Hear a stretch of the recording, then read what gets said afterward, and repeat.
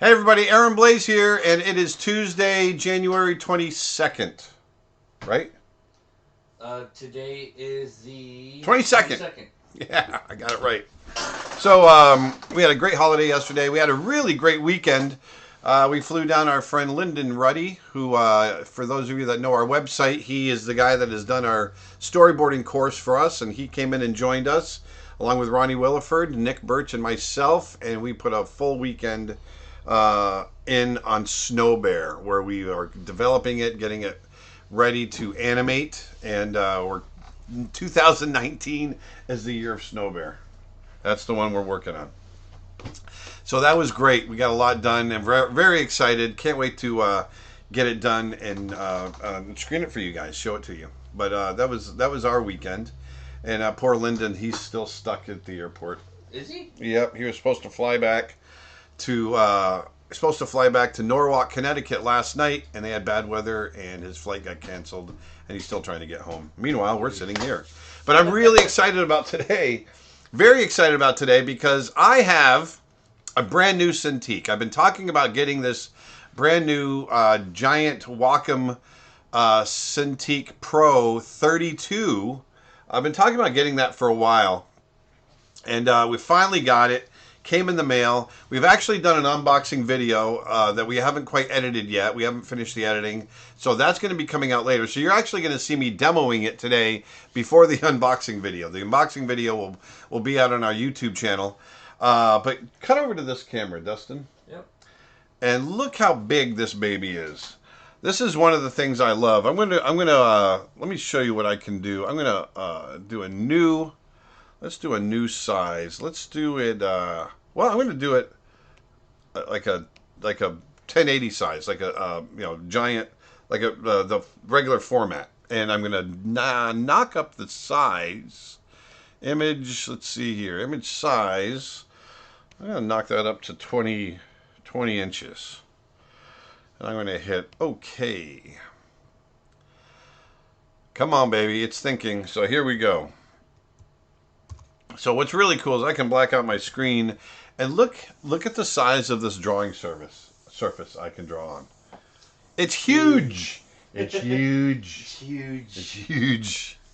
So this is one of the things I love. See what color the there we go.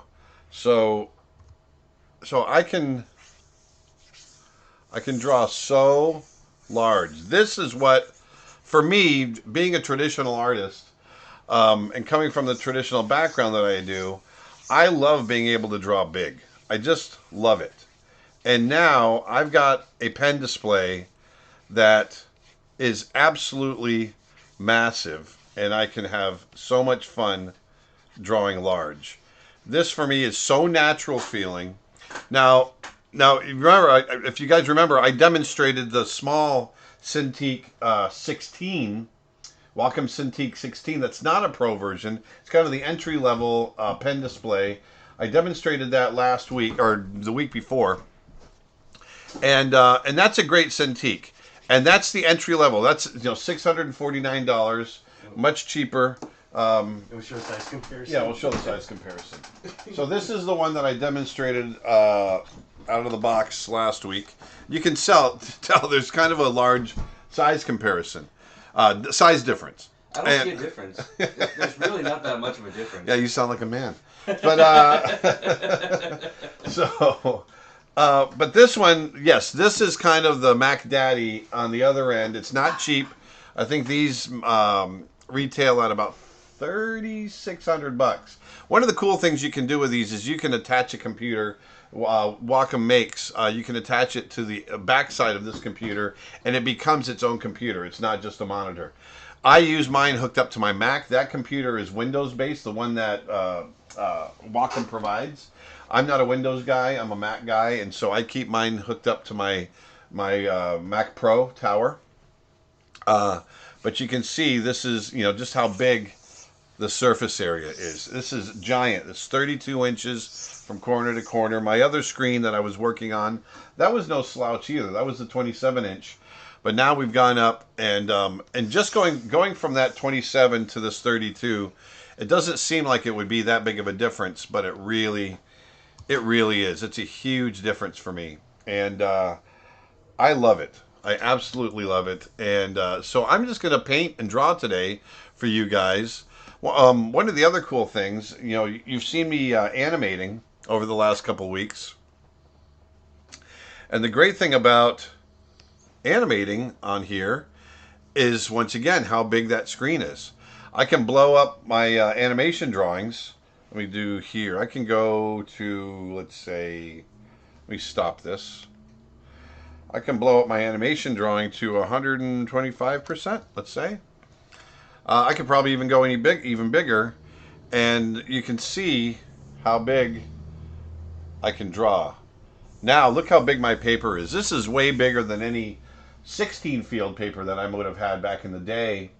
Actually, grab a piece of 16 field paper off of there, Dustin. 16. Middle shelf. Middle shelf here? Yep, let's just grab out of the middle of the stack. Middle stack. Yeah, let's grab a sheet out of there. And this is the largest paper that we use back at Disney. There you go. This is 16 field paper. So, it's probably about, is it about the same? No, it's not even close. So, height-wise, it's about the same, but you can see the width because I'm doing it at a different format. So, I'm actually a little bigger animating than I would have been on paper back in the day. So, this is really, really cool. I love this machine. One of the other things I did that I haven't talked to you guys about yet is, you can see along the side here, I built my own base for it. You can buy a base. They're not cheap. You can screw it all in. I like to build my own bases. You can see I've got my other monitor put into a frame, and I can rotate it and do all kinds of stuff. Well, I built a base for my Cintiq as well, and I like them sitting up, you know, fairly steep angles, so I can draw like I'm drawing at my easel. And so that's what I did here. It only took me about an hour maybe to make this stand. And it's put together very nicely. It's very solid. I've got a little video on how we did it, or at least a little time-lapse video. You'll see the process. That'll be all part of the unboxing. But before I go any further, so I've got, once again, my trusty Dusty, Dustin, son Dustin, Dusty, Dustin, Morgan, and Morgan. Hey, everybody. So, and then over in Sarasota, I've got my business partner, Nick Birch, and he's going to be helping to field questions as well. But I'm gonna focus today on not so much animation, although that would be a lot of fun, but I'm going to just go back to do some digital painting. And I just want to show you guys how much fun we can have with this guy. I mean, you do need to have, you know, you have to have a computer strong enough to drive it. So you want to make sure you have that. And this is a 4K screen, which is also very cool. And you know, I keep talking about wanting to go bigger, and I love going bigger. This, I think, is my limit. I don't think I need to go any bigger than this ever again. There is a question: how do I cope with this small delay in the rendering of the pen strokes on the screen? I would think a delay between drawing and seeing the drawing is a bit difficult. I don't notice the delay. So if you, if I'm drawing, let me see here. Let me grab my brush. Go ahead and keep it on this camera, Dustin, over here. Yeah. I don't have a delay here. It doesn't bother me at all. Actually, you want to zoom in? If you can. If not, don't worry about it. But because I want them to see right over my shoulder. Right here. So, and I can go big with the brush. Now, the bigger the brush gets, the more pixels the computer has to think about. So sometimes there's a delay, but even here you can see there is a little bit of a delay there. So I'm at 300 pixels on this brush, and I'm a fairly large document too, and that takes up computing time. But you can see it's not that bad. Let me drop it back down to, I'm at 150 pixels. And I really don't, if I go really fast like that, but even still, I don't really have that much of a delay. And this is my usual sketching brush. So look how big that is. I mean, this is the equivalent of having like a 3/4, 5/8, or a 1/2 inch, you know, flat brush. on a traditional surface. So I don't have any issue with any kind of delay. So there you go. There we go. Nothing. Little sad baby. Sad baby. So there you go. Let's dive in. What should we draw? What do I want to draw today? I don't know. Yeah, it's open. It's wide open, folks. Let's do a request day. Request day. Yes. Request day. Yes.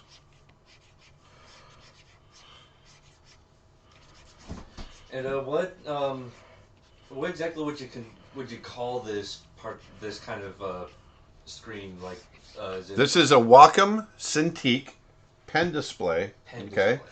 But it's a Wacom Cintiq Pro 32 pen display. The pen display describes kind of what it is. This is a display that you use a pen on, and then it's made by Wacom, and it's a 32 inch. This is their biggest pen display right here. It by far their biggest pen display, and I'm blown away at the quality of it. Really am. I just love it. Absolutely love it. Got a few requests here about a big old tug-sized grizzly bear. Tug-sized grizzly bear sounds awesome. About some environment work. Something like a Komodo dragon. Okay, hold on one second. We got a question over here. I got the Wacom 16. It does have a nice texture. Does the 32 have that as well? It actually does. I usually use the gray felt tips, but the texture that they have on the glass here. Can we go back to the webcam again? Oh, I'm sorry. Right here? Yeah. So the nib on here, I usually use the gray. And that's more of a felt tip, and it grabs the glass a little bit. Now with the texture that they have on the glass, and it's very, like, if I feel it with my hand, it feels smooth. But if I feel it with the nib when I'm drawing, there is just a slight texture, enough that it feels like I'm drawing with pencil. So that's very cool. The other thing that I forgot to mention is the gap between the tip of the pen and the cursor or my brush. They're really, it's kind of non-existent. If I go way over to the right side or to the left side, there's no gap there. So that's really cool. I don't know what else to say. It's pretty doggone amazing. And I got to get my the right. Here we go. Got a few more requests here. I liked The tug-sized bear. the tug-sized bear idea. That was kind of cool. Draw a Saint Bernard. Actually, that's kind of fun. Saint Bernard. A Saint Bernard. Got I've never drawn a Saint Bernard. Really? I'd have to pull up some reference. But a few other people requested. One person requests a hyena. A hyena? Says, a raccoon mixed with chicken.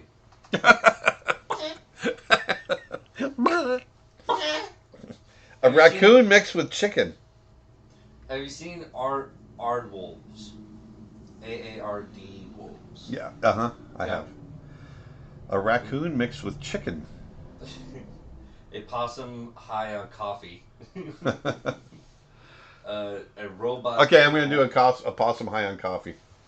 I'm doing it. I'm doing that. I'm pulling up some reference. Paint a mammoth. You do have the 32-inch justice. You know what? Maybe that's what we should do. Mammoth. A mammoth. We've got the giant. Let's go big. If we're going to be drawing on a big surface today, let's draw a mammoth animal. So let's literally draw a mammoth. A mammoth. Okay, I'm going to challenge myself. I'm going to do it out of my head. Out of your head. No reference. No reference. No reference. Yeah.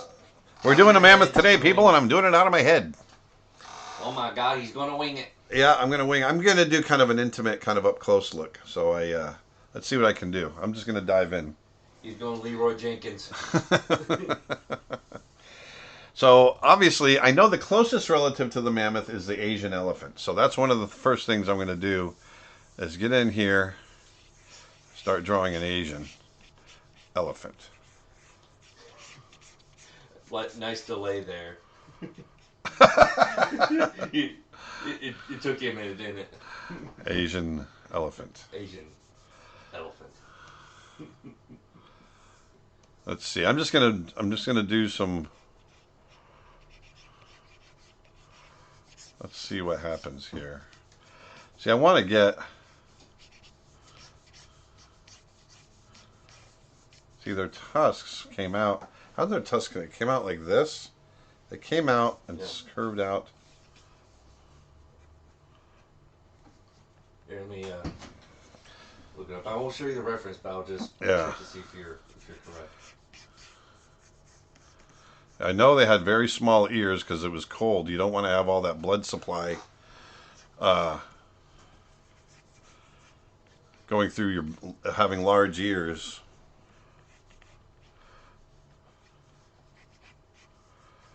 There's sinus area right here. Yeah, so the man's tux would come Kind of out like that and then go in, right? And then then they'll curve in. So it's kind of similar to that of the African elephant. Yeah. But with extra tusk that curves to the top. So I'm going to come out here and go like this and have it curve this. There we go. This one's going to be cool. There we go. There we go. Yes. Did you draw any of the mammoths in Brother Bear? I did not. Rune Beneke designed them, if I remember right, and who's just an absolute brilliant animator. He also animated the mother bear out on the ice, and here we go. I want to get those cheekbones out there.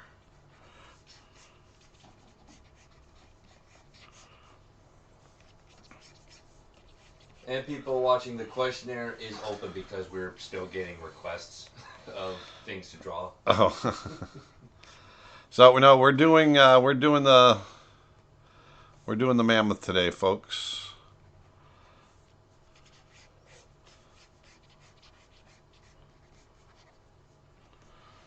There we go. Let's get that out there. Image. For a career in drawing, you need a degree, or does just skill matter? You don't need a degree for a career, although getting a degree will help you get your skill. So there is that.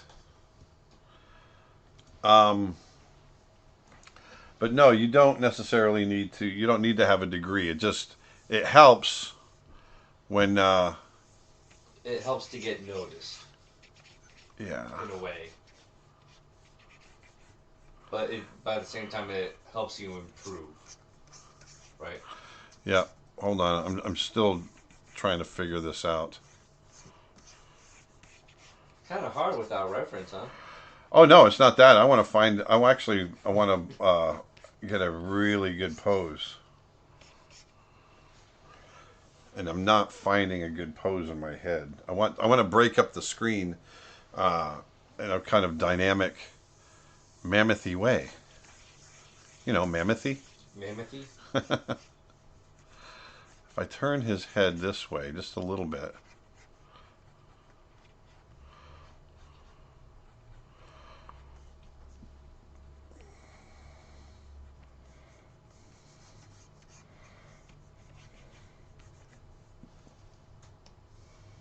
Come on, baby. How we doing, Dustin? We're doing good. Just no new questions at the moment besides the whole skill matters question.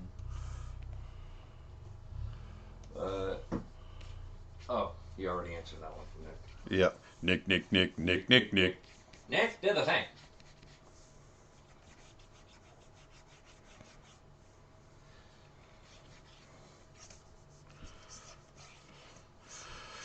Have you ever seen the mammoth tusk hunters in Siberia? That there's a whole culture of people in Siberia that go out and hunt the old tusks from when mammoths roamed Siberia. Really? You can still find them coming out of the riverbanks and whatnot, and But whatnot. the river, the mammoth tusks come Yeah, from the river? yep, Really? yeah. It's very, very cool, Wow. and it's part of their culture. They kind of get by on. I gotta get this. What I'm trying to do is figure out the perspective. But they find mammoth tusks to help them with. Yeah, they can sell them. They sell them. Oh wow.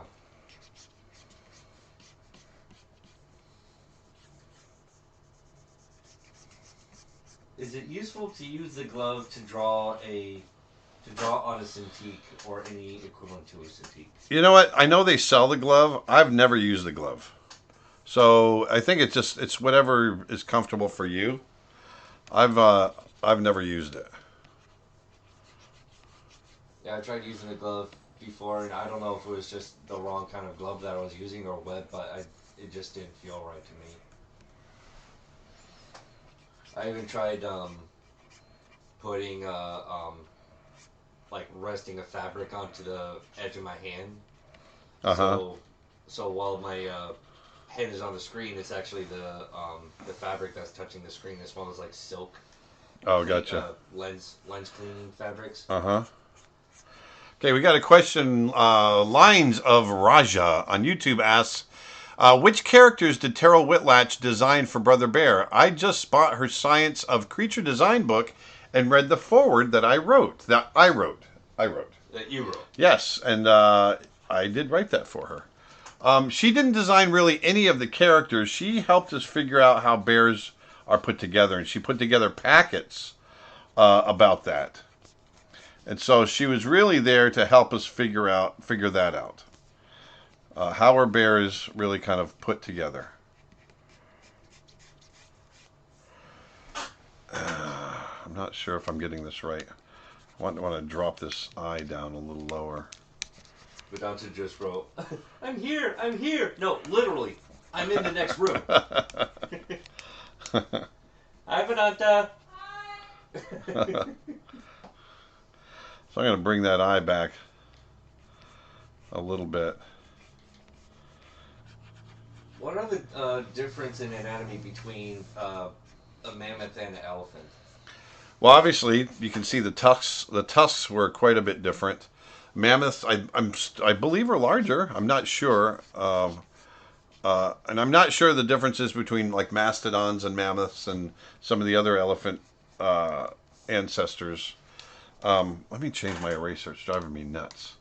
And it's driving me nuts too, eh? Here it is. Very nice too. Um, The biggest difference, though, would be the fur. well, obviously the fur, but I'm talking about size. They were most closely built like an Asian elephant. So, one of the things, like if you look at an Asian elephant is basically, you got a trunk. Both males and females can get tusks, although it's mostly males that get them. They tend to have a big hump on their head has a big hump here, and then kind of a forehead hump. And then as far as their body is shaped, it's kind of shaped like a bean. It comes down like this. The hips are here, and then it comes into the legs and the knee, and we come in like so. Shoulder blades are here, and their arms, their elbows are way down here, and you get this kind of shape. Although the head, I drew the head wrong. It's going to hang a little bit. Whoops. It's going to hang a little bit more like this. Let me bring it down even more. Decrease the size a little bit, but it's somewhere in here like that.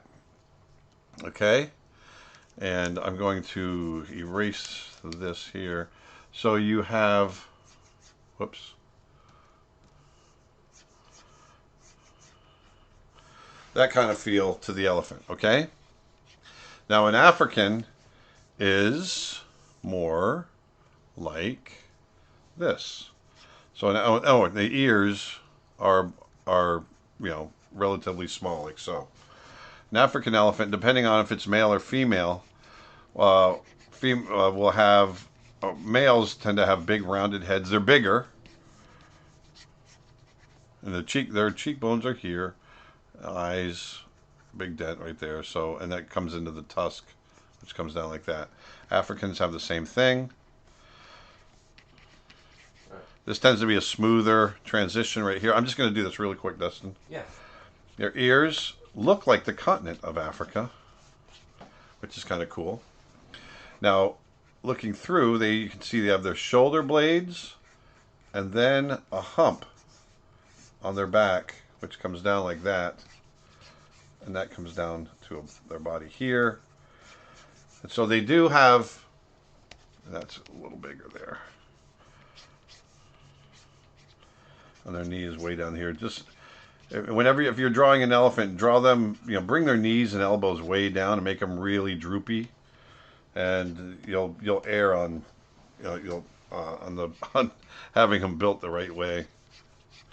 And then both males and females grow tusks on African elephants. Females on Asian elephants grow, if they don't grow a tusk, they grow like these little nubs sometimes called tushes. It's called a tush. Not a tush, not like a butt. Just a tush. Yeah. But they've got the shoulder humps and then backbone humps, and then they come off the pelvis back here like so. So there's a difference. This is a very, very quick kind of down and dirty sketch of the difference between Africans and Asians. I think I found a rough size comparison. Uh-huh. And, oh, here's a question. YouTube question. How do I draw for extended periods of time without resting my hand or arm on the screen? Oh, I do. I rest my hand on the screen all the time. That's how I do it. You know what? I'm going to change the format. No, I'm not. I'm going to do this. I'm going to just do a big... I just decided. I'm just going to do this. A male woolly mammoth's shoulder height was 9 to 11 feet tall and weighed around 6 tons. Yeah, that's about the size of an African elephant. 6 tons. The way they were structured was different though.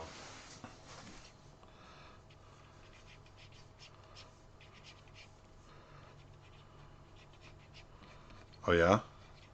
Yeah, their shoulder the mammoth's shoulders were lower, but their head was higher up. Yeah, that's what I'm doing right now. Like it's coming down like so. See, look, I can go huge. Huge. Boom. It's huge. Go to the wide screen. I'm drawing huge, baby.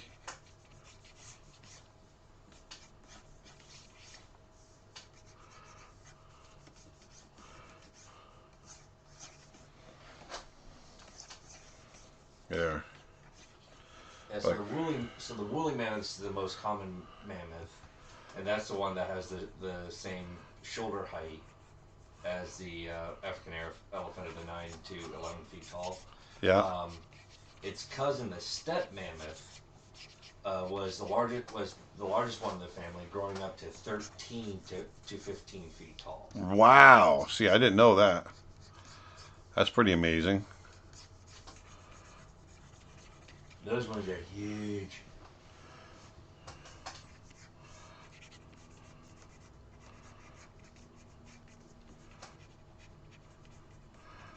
Not sure how their hair went up on top, but I'm going to figure it out.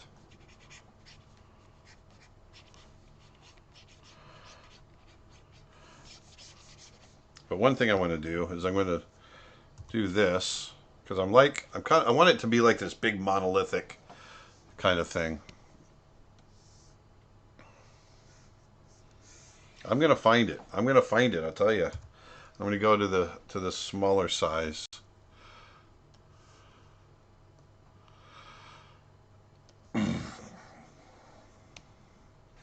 Let's see. It's very interesting in how different the mammoths are structured compared to today's elephants. Yeah, I want to caricature mine just a little bit. It's gonna take me just a little bit to find it. How they're structured compared to today's elephants? Yeah. Yeah.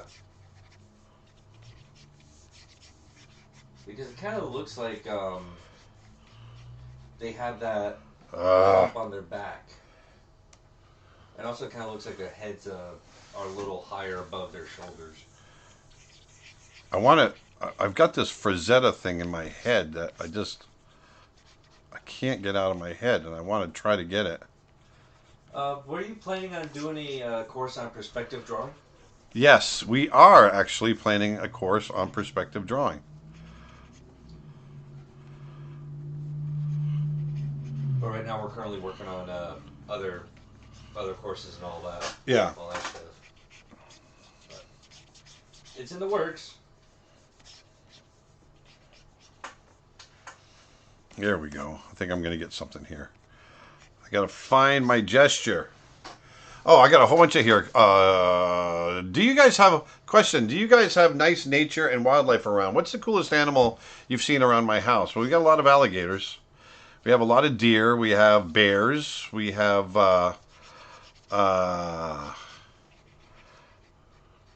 yeah. I mean that's some of the wild Florida panther. I gotta bring those. I want to bring these way out. There, now I'm getting something I like. That's all going to be fur.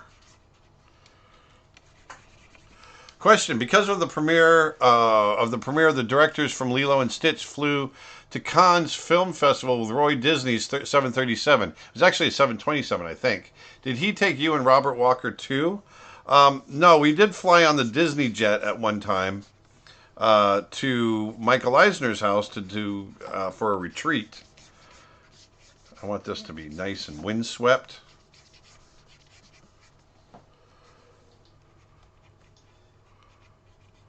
Do you press your palm against the Wacom screen when you draw? I do. That's why you're not a fan of the touchscreen, right? Yes, that's why I have a hard time with the touchscreen because I touch my hand against the screen and it kind of messes it all up. And does that have touchscreen capabilities? This does, yes. But I currently have them turned off. Tim on YouTube asks, I'm pretty comfortable with drawing, but I have a really hard time transitioning to painting. Do I have any tips? The best tip I can give you is just to keep practicing. When you're drawing, don't think about planes and think about fields of gray and from light to gray, from light to dark. Think about it not in so much in line, but in planes, and that might help you with your transition into painting. So I want the trunk to come down, come out here like this. I want the trunk to come down and kind of get, I want this kind of big pyramid kind of shape coming down like so.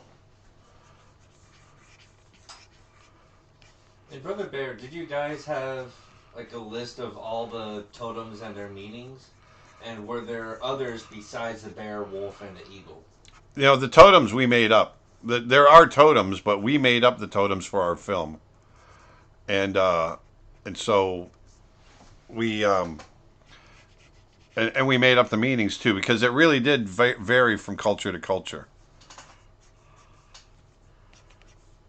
If I remember right, there wasn't there like a certain like cards that were made during the premiere. It had like the different totems of animals and their representation and everything. Yeah, but we made those up. Yeah.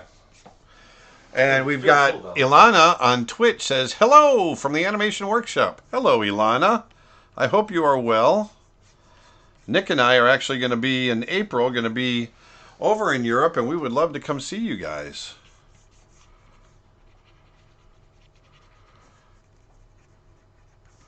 I keep forgetting when is that trip? Well, you're going to be going to Japan, so you're probably going to be skipping that trip because I don't know that we can get it all.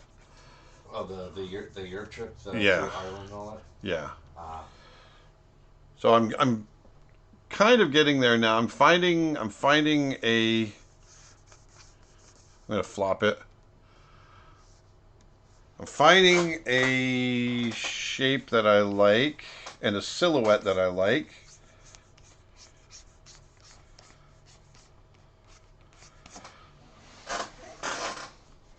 is the mammoth's face too front on?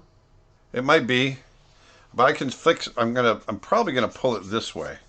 So in which case, I'm gonna pull everything around just a little bit. What I might do is this, because I don't like this right now anyway.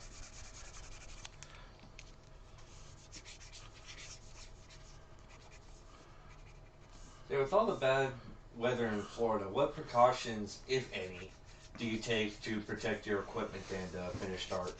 Oh, just insurance. Insurance. Yeah, that's about all you can do. One of the things I think you should invest into for stormy seasons and all that is to get one of those backup batteries. Yeah, I need that anyway. There we go. I'm just pulling it over just ever so slightly off center. Pulling that over. I have difficulty with character design. What do you recommend? Taking my character design course. Nice segue. Yeah, no, I've got a character design course that I definitely think will help you. I know this is it's shameless plugging, but I've got a very extensive character design course that a lot of people have taken, and they've been very happy with it. So I've been doing character design for 25 or 30 years, and so in the course I kind of go over all the principles that I think about when doing character design. Okay, so I'm going to bring this down. I think that there, I'm going to clear out that silhouette. I think what I'm going to do here, I'm going to replace that arm. Here's that mass. The mass is going to come down in here. I want to learn animating next, but need a baby steps course. Can you do a simple one in the future, please? Sure, I can. See, I think their feet are just going to be... How about having a mammoth be spooked by a little mouse? I'll rotate back around so I can find it again.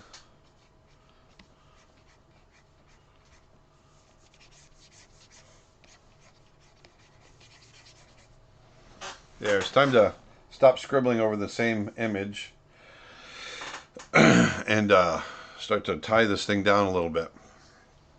So I want him to become like he's breaking through brush and things like that too.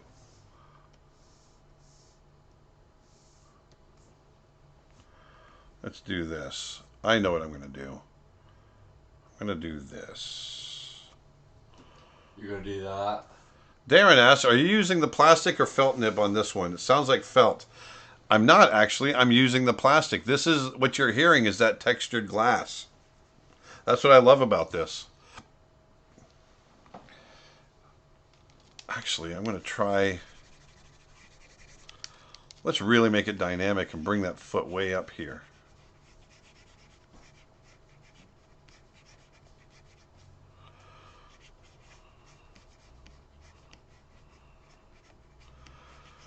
After you were asked to direct Brother Bear, what did you have to do to prepare yourself for the new role? And can you talk about what skills you need to direct? You know, good directing skills is, well, first of all, I think the most important thing to have skill-wise as a director is a knowledge of story. And, well, it's a couple of things. From just from a project standpoint, you really do need to understand story and how stories are put together, their structure, all of that. And but then you really know how to. You need to know how to work with people. You got to know how to listen. That was something that I wasn't great at the beginning. I would get my I would get ideas in my head on what something needed to be, and and I was kind of blind or deaf to some of the other ideas, and so that was something that I really had to learn, and so that's something there. Here we go. I'm gonna break out some, but the biggest one is understanding story and story structure, and from a filmmaking standpoint, not necessarily from a novel writing standpoint, because when you're doing a film, you can only write what you can see. You don't write anything that you don't see on the screen. You can write how a character might be feeling this or feeling that, but unless you can show it, it doesn't mean anything. And so those are some of the things we have to think about when we're writing and telling our stories and structuring our stories. So here we're getting something I think that's coming together kind of nice. Now I want to make it not just square. I'm going to go to canvas size. Kenyo asks, Aaron, did you ever meet Frank Frazetta in person? You know what? I wish I did, but I never did. I'm such a huge Frank Frazetta fan, and not as big as some of my other. I've got a buddy, Tony Cipriano, that was really a huge fan and has really done some beautiful, doggone it, has done some beautiful sculptures. My friend Tony is a sculptor, and has kind of taken some of Frank's paintings and done some beautiful stuff with them. But no, I've never got to meet him. Twitch question: question, Aaron. Should I know how to draw realistically to be a good artist? My art goal is semi-realistic or cartoon illustrations. I think it helps you to understand to draw representationally. Do you have to be great at it? No, not at all. I don't think so. And it helps. I think it helps you to understand the world around you a little bit. But no, I don't think it's absolutely necessary. I think there's a lot of people out there that are fantastic artists that that I'm going to turn his head a little bit. Bring it out here and blow it up. There we go.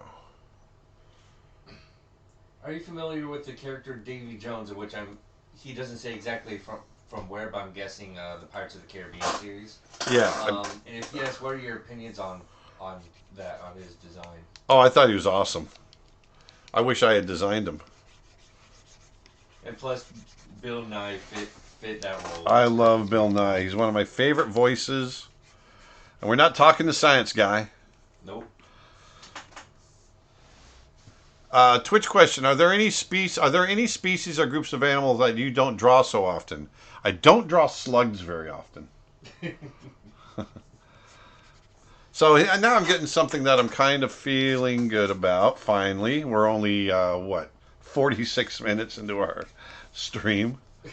Jeez, sometimes it takes me a little while, guys. Sorry. And also, I think you're just enjoying that 32 too much. I love this thing. I love it. I love it. I love it. All right, so now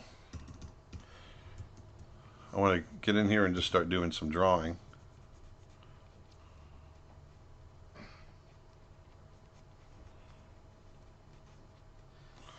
Hi guys, Mark from Ireland here. Other than the cool milk call drawing you have, what other cool art pieces do you own from Disney animation, past and present? I've got a lot of paintings from friends. We were all painters as well. A lot of us were. And so I've got paintings that I've bought from friends of mine. They're all over the house, and I'd have to get up and go get them, which I don't really want to do right now. you know what? Now I'm definitely feeling the pain of not having gone and looked at reference. I wanted to see if I could do it, but I'm not sure how the hair goes on a mammoth on the front. I'm sure somebody out there knows.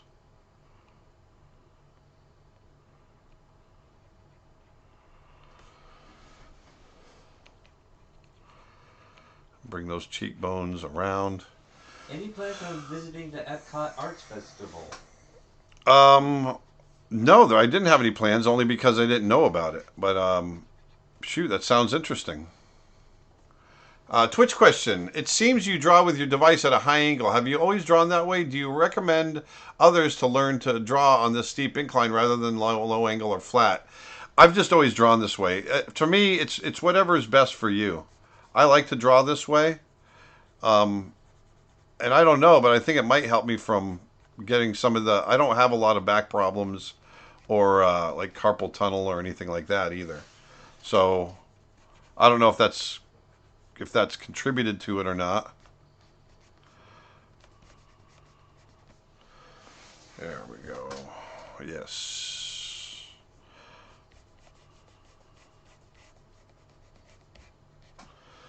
Getting his ears drawn in here.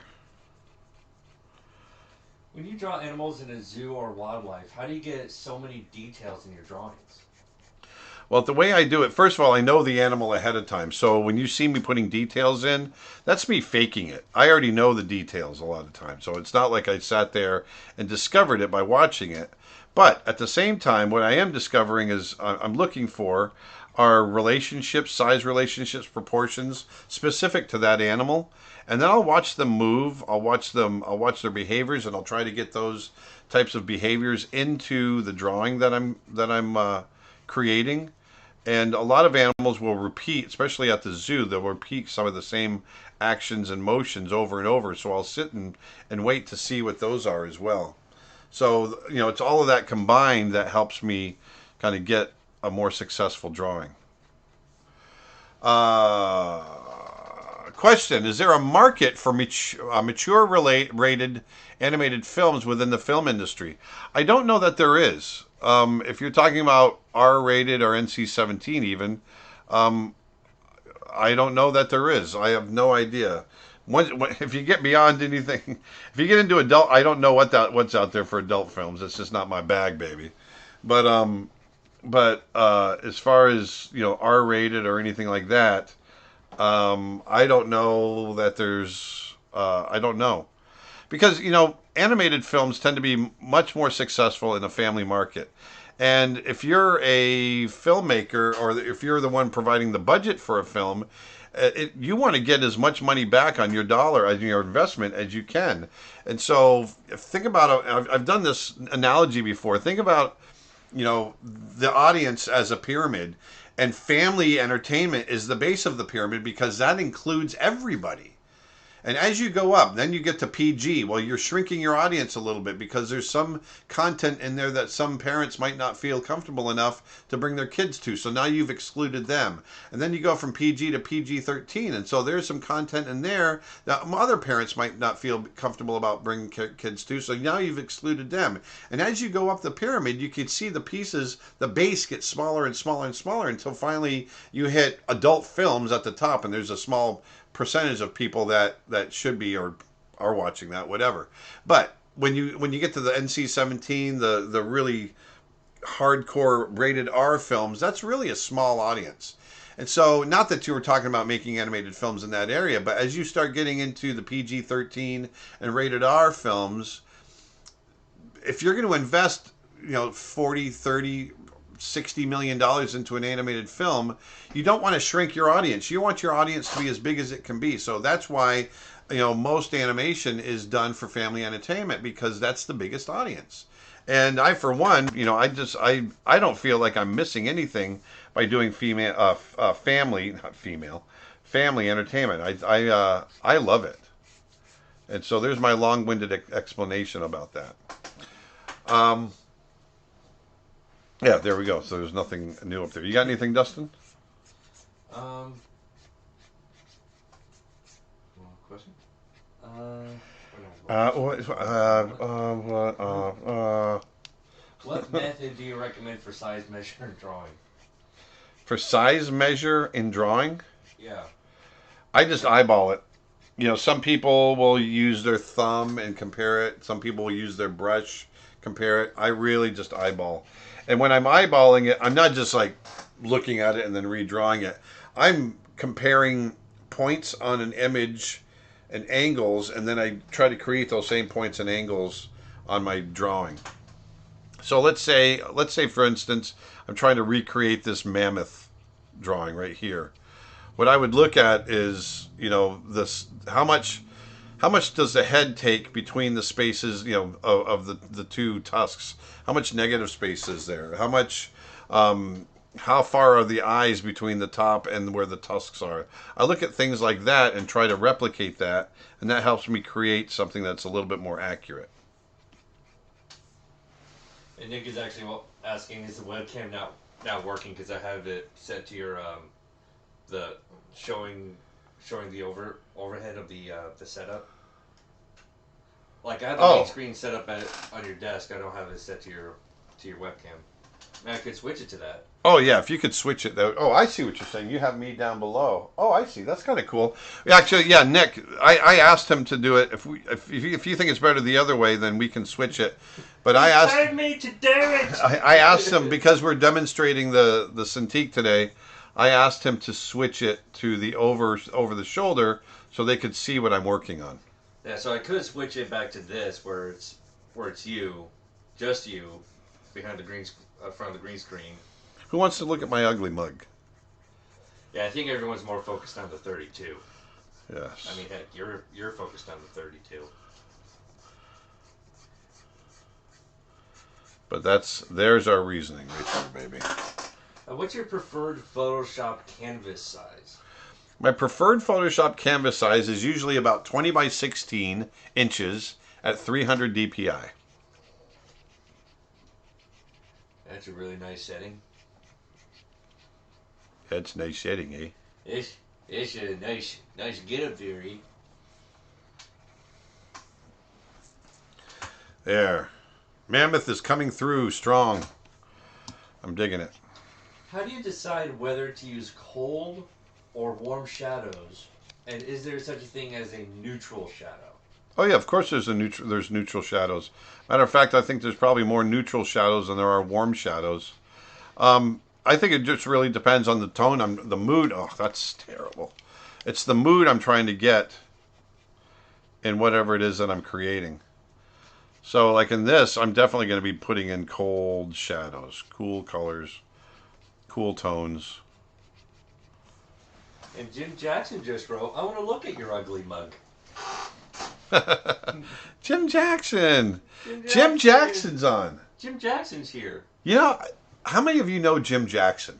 I bet a lot of you don't know Jim Jackson. Jim Jackson and I, we go way back. A lot of people don't know. Jim Jackson is the 11th man to ever walk on the moon. Did you know that? No, I never knew. I know. You should by now because I mention it every time. Yeah, now that I remember, you said it at least, what, 100, 110 times now? Yeah, maybe. But, actually, no, I think it's more 200 at this point. But Jim Jackson and I, we go back about 29 years. 1990? So 29 years we go back. Isn't that crazy, Jimmy? And we've always had a thing, whenever I can, I try to mention Jim. So you guys have known each other since the year I was born. Exactly. Well, actually, your mom was pregnant for you when I met Jim. Really? Yep. Wow. Yep. So Jim was always there for you, Dustin. Oh. Sound like you almost said. Oh, Jim was always there for you, Jim. That's what it sounded like you were about to say. Jim was always there for you, Jim. Nick just said, totally fine. I just saw that you were speaking to camera. I was speaking to camera just like I am now, but I didn't realize that Dustin had it set up over there. I forgot that he had it set up that way. I'll remind you next time. Next time I notice you looking towards the webcam, like, nope, wrong camera. So now I want to have some fun with the fur, kind of. I want to have some fun with negative space between the fur and how it all kind of comes together. Where did you get your wooden stand for your Cintiq? I made it. I made it. You built it yourself? I did. And I've got a little, my father, I grabbed my old man, my 80-year-old father, who, he's actually 79. He's turning 80 in July. Who is a master carpenter and cabinet maker and all that. I said, "Hey, old man, I want to make a stand for my Cintiq." I said, "You want to come on over?" He goes, "Hell yeah!" So he came on over. He can barely see. Yeah, he doesn't see very well. I'm his eyes, and he and I get together and we build all kinds of stuff. We built my bar in the backyard, and yeah, that's probably the most recent huge project. Yeah. Yeah, how long did it take you to construct that particular stand? The stand took about an hour. It's really not that big a deal. The stand is just, it's this. If you could go to the big camera without the desktop. Yeah. It really is. It's two of these pieces right here that are. It's the template of. It's got the slant cut in it. With the feet down here, I've got the feet cut in, and a little groove notched in here for the Cintiq to sit in. So, and I've cut two of those that are matching, and then I've got I ripped on my table saw some spacers that screw in and hold the whole thing together to create the stand itself. So there's really not that much to it. There's only about 15, 20 screws in the whole thing, and it works great. It works really, and it just so happens that it fits right inside the stand for my other monitor, which is awesome. Monitor, which was for your old Cintiq. Yeah. No, the monitor for the. Well, I'm talking about but. Oh, I used to rest the old. Yeah, I used to rest it on there. Yeah. Exactly. So I'm trying to get the feet in here, trying to get the fur. I can't remember if probably the fur kind of grew over their feet and over their toes. I'm going to just kind of show some of the toes. What's your favorite Disney soundtrack? Wow. Not movie, but soundtrack music. Wow, that's a good question.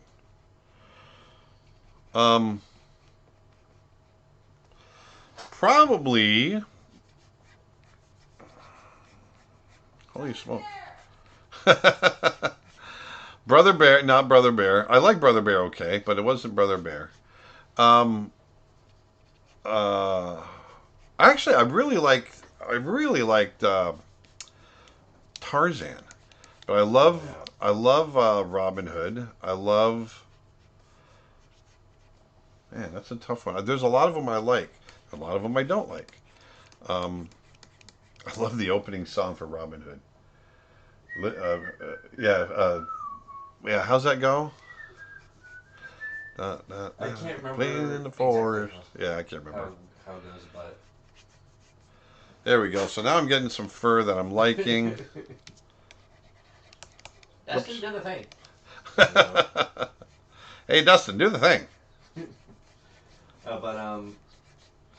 So here I'm trying to get that fur just coming out. Yeah, I think my personal favorite Disney soundtrack would probably be Hunchback of Notre Dame. Oh yeah, that's a gooder. So I always love the big chorus of the songs. Just made it feel very powerful. And then second would be Brother Bear. Yeah. And third would be Lion King. Lion King, of course. Lion King is probably my favorite. And I'm very proud to have been a part of that. Samantha on Twitch says, a few months ago, I bought a year's subscription on your website, and I love it. So for those of you that are, that are looking for good arts, lessons, you can get that year's subscription on my website, creatureartteacher.com, and there's some great stuff on there. But she says, I love it. I found it because of your dancing rhino advertisement.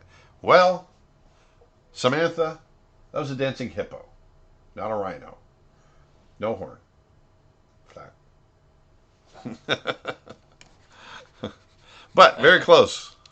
I feel like since I have I have a version of, like, 2 different versions of this overlay of one of the overhead camera and another one of the webcam. So I feel like every time you look at this camera, where should I be? I don't know where I'm supposed to be looking. Every time you look at the webcam, I'll just look at this. I'll just make it to where the people just see the back of your head. So now I'm just going in and just randomly just drawing rough stuff, like he's coming over this dramatic, stepping over this hill. I'm going to have grasses and whatnot. I did reverse it. The Fantasia soundtrack. That was a good one too. Fantasia was great. And somebody also says Frozen soundtrack. You know what? I'm not a huge fan. It was a little overplayed for me. Do you want to build a snow bear?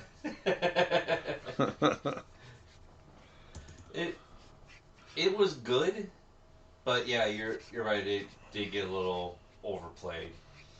YouTube question: would you ever start with values and then add local color? Yeah, actually, I've done that quite a few times. I'm not going to do that here, but I have done that before. There's a lion. The lions that I did for this last, not this last one, but the year before, World Lion Day. That's how I did it. I started with value, and then I went in and added color after that. I've tried to get everything consistent with the wind. I'm imagining snow and wind. I should actually just get a lot of snow in here.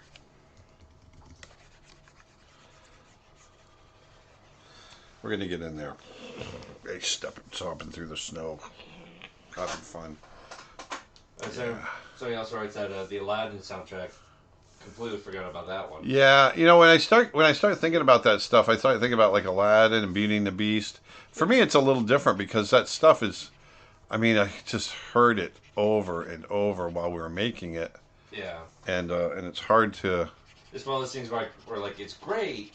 It's great. Here, it's great. It's great. But it could use more cowbells.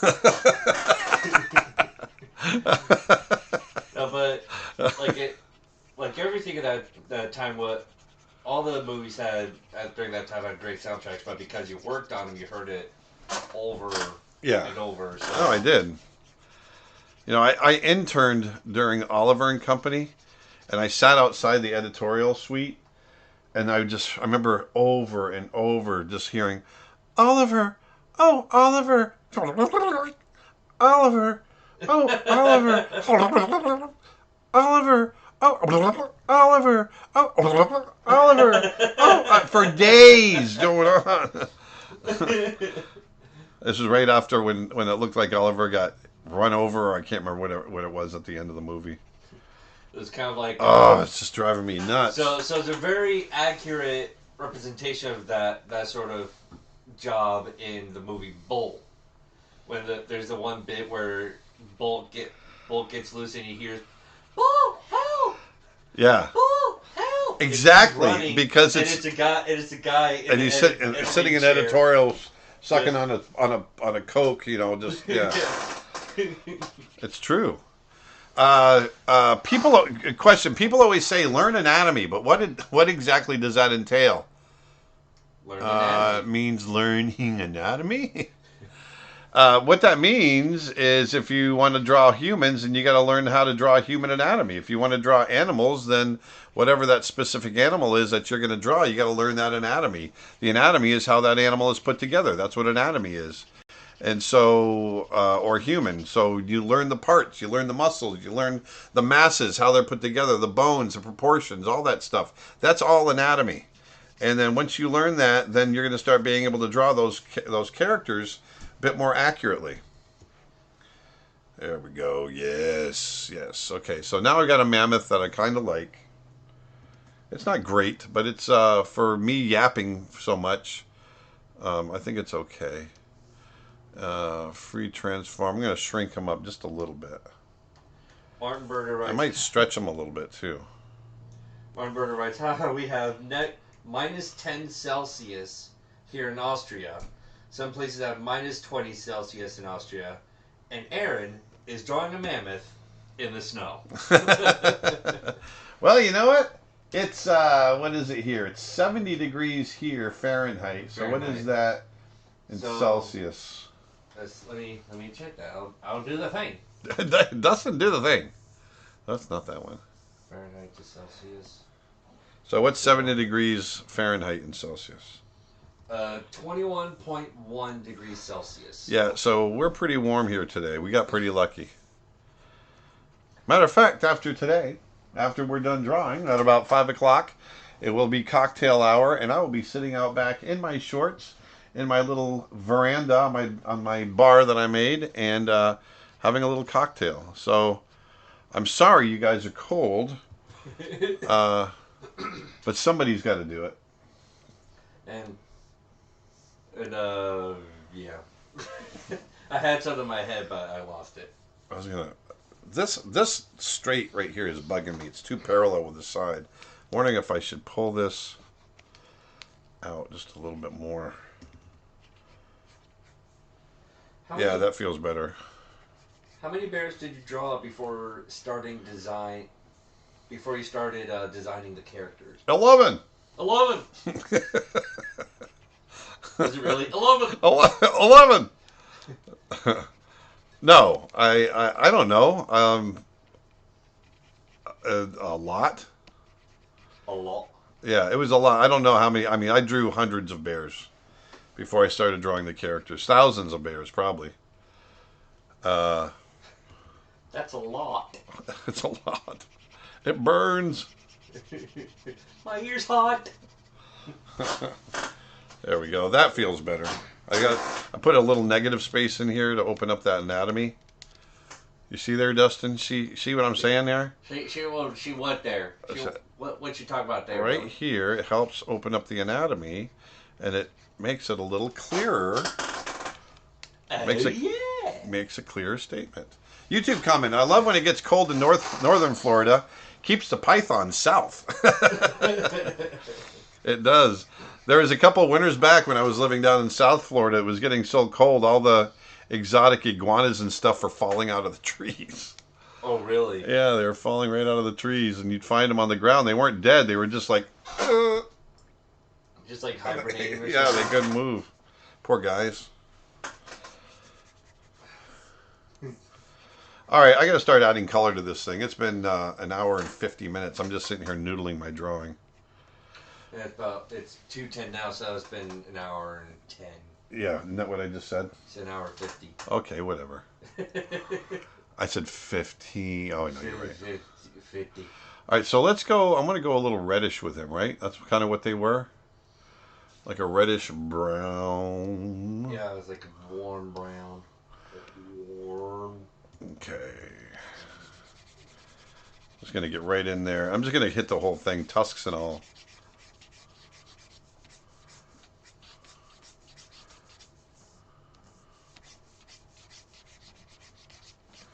I'm going to lock that layer.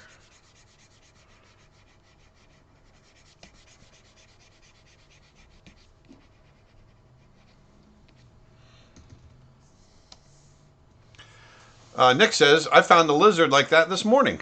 A lizard? Yes, a little frozen lizard. I used to find them like that all the time when we get our cold fronts, and I'd bring them inside and watch them slowly start building up their metabolism to where they could move around a little quicker. Hamad Hassan asks, how about drawing a caricature of Dustin in next live stream? That's a good idea. I like that idea. I just found a piece of sausage in my teeth from earlier. That sounds great. I think that's a great idea. Sounds great. It sounds great. Oh, no. Twitch comment, paleontologist and anatomist here, who works on fossil elephant land ancestors, loving this mammoth so far. Wonderful detail. Thank you for this. That is awesome. You just made my day, because I'm doing this out of my head, so I'm not quite sure how accurate I'm being. I know I'm kind of caricaturing. So that you made me happy.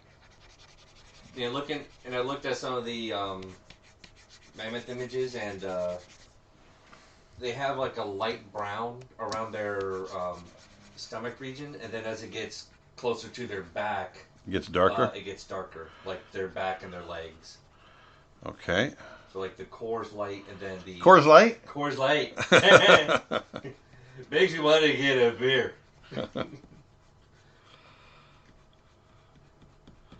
Yeah, we had a lot of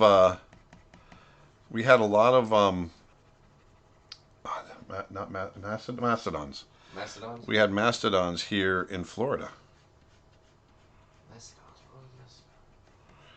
Is that a type of mammoth? Or? Yeah, so it's like a small mammoth. Oh. If I remember right. Is it mastodons we had here? Yeah. Oh, yeah, it's right here. In Florida? Florida, yeah. You can find a lot of the like teeth and stuff like that. I found a few teeth in Sarasota Bay. Oh, really? Yeah, but you can find them in Peace River. Yeah, mastodon. The structure very. They were smaller, weren't they? Yeah, they're a little shorter, but the biggest difference is the head structure. It's more similar to that of like I guess you could say like an Asian elephant, where it doesn't have that extra tall cranium. It's a bit. It's more rounded out. Kind of. It's actually more flat, but it still has the mammoth hump on their back. Gotcha. I gotcha. It's like a mix between the elephant, the modern elephant, and the woolly mammoth. Nick says, Nick. My aunt has a megalodon tooth. That's the other thing that you can get a lot of. For those of you that are into fossils and like giant sharks, like the megalodon, Peace River here in Florida has a bunch of megalodon teeth that divers will go down for. I mean, big ones, like the size, like 6 inches. Yeah. Giant ones. Only to get eaten by a megalodon. Did you see Meg? The Meg. The Meg. Did you see the Meg? No, I did not. Although I was tempted to watch it. I think I do have to adjust my pressure settings on here because I'm not quite opaque. As you want. I have to push really hard to get opaque, so I think I gotta just adjust that a little bit, but not bad. She found it in Venice, Florida. Yes, in Venice, probably along the Venice Beach. Along Venice Beach in Florida, we have a Venice here in Florida, along with a Venice, California, Venice, Italy. We also have a Venice, Florida. And they have, right along the beach, you can find shark's teeth. It's very well known for its shark's teeth. And these are shark's teeth that are not like fresh out of freshly killed sharks. These are fossilized shark's teeth. These teeth are in the neighborhood of like 5 to 10 million years old, I believe. They're really cool. By any chance, do you know the artist Stephen Left? I don't. Who lives in Florida? I don't know the artist Stephen Left. Stephen has left the building. He probably has heard all the different jokes. I know. Stephen Left. Who left? All right, so I'm going to lock this in. Have you drawn the Tasmanian tiger before? I have not. I would love to at some point. So I'm just going to vary up some of this fur, like Dustin was talking about. The Tasmanian tiger went extinct, didn't it? Yeah. Well, there's been a lot of sightings of it, but no one's proven it yet. So they're classifying it as extinct, but it's also been seen. A lot of people are claiming to have seen it, and so that's still controversial. They're controversial. Very controversial. Oh wow! Yeah, looking at a image of it. Yeah, they're a very interesting animal. Yeah, really. They could really open their mouths super wide. Yeah. Casperson Beach in Florida is considered the shark tooth capital of the world. Casperson Beach. I don't know where I've never heard of Casperson Beach. God, look at the size of that jaw. I know, isn't that insane? Isn't that crazy? Jeez. I know, they can really open their mouths really wide. It looks like a creature you see from a horror film. You know, just like No, they're very shy animals. I'm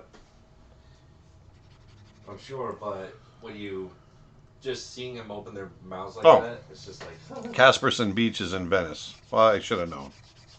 I've just never heard of it. I've heard of Casperson Beach. I've heard of Venice Beach. Maybe that's just that's what it is. So here I'm just adding some other color for local color. I'm going to go a little darker on top.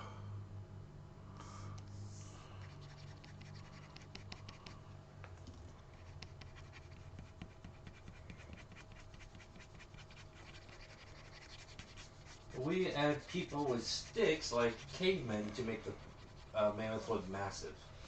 Oh, you know what? Probably not on this one. It's a good idea, but I want to keep the people out of it today. Wanted to just focus on the mammoth. Yeah.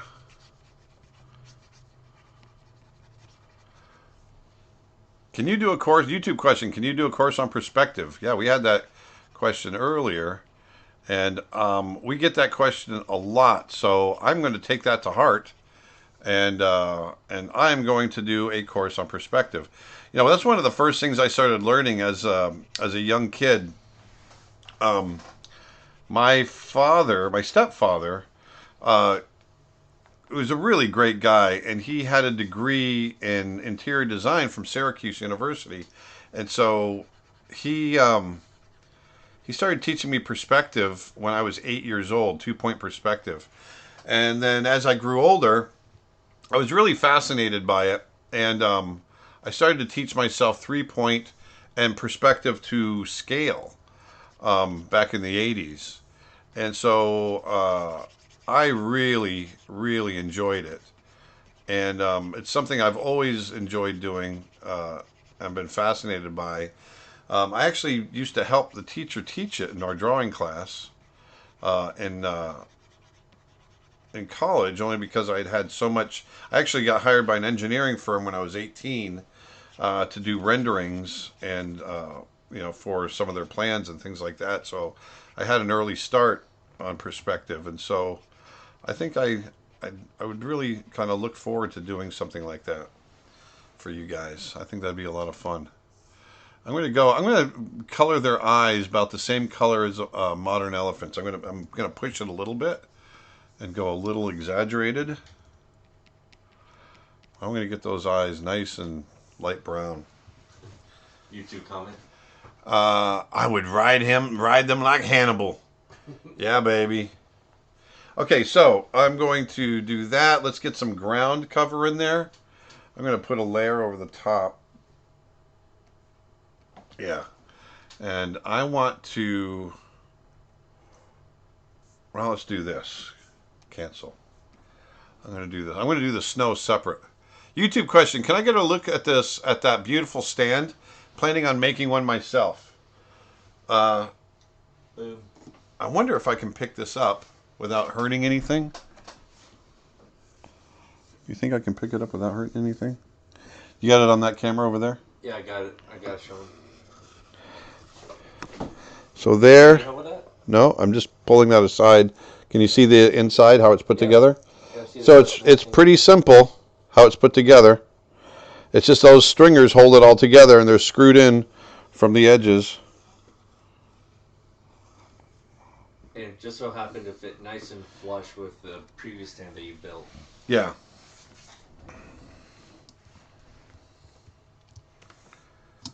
So here we go. There goes some kind of dirt ground cover. There we go. Just really nasty, dirty.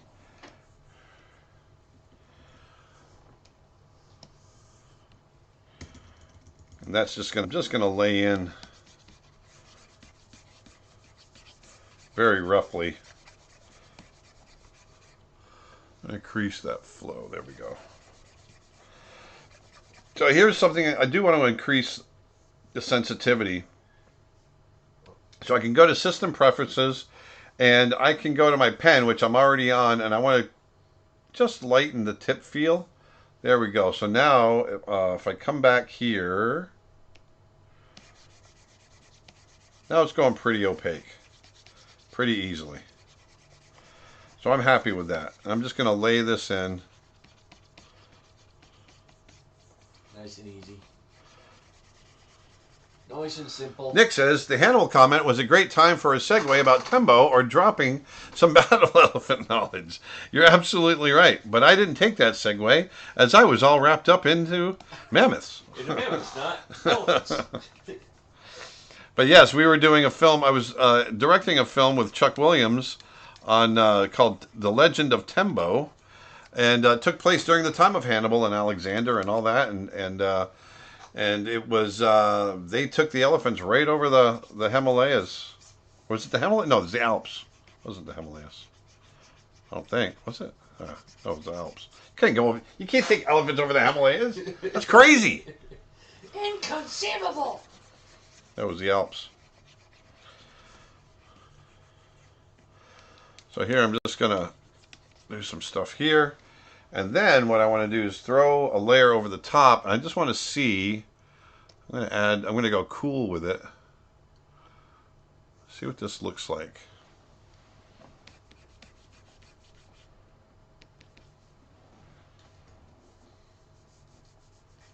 Have you seen Outlander? You know what? We were just talking about that last night. And I watched the first season of it, I believe. And is Outlander the it's the one where a woman goes back in time. It's hard to explain. But she goes back in time. Okay. And I'm sorry, I'm thinking. Don't bother me, I'm thinking. Guys, listen. You smell that? Good old Ghostbusters. So I'm just trying to get like the snow pattern, like it's just kind of over the ground. I'm just very roughed in right now at this point. Just barely roughed. How often do you do animation versus paintings in these live streams? Nick just said it lost me during the second season. I said the same thing. I agree. Say that again, Dustin. I'm sorry. How often do you do animation versus painting in these live streams? Oh, I do. The last two live streams I did last week were all animation. They were all animated. And I guess you could say that it depends on what sort of theme or subject we're doing that week. So here, I'm gonna wait maybe, and I'm gonna have this is just like a roughed in snow thing, and let's get this background laid in. I'm gonna have it go cool up on top, maybe not too light. I want it to be in here.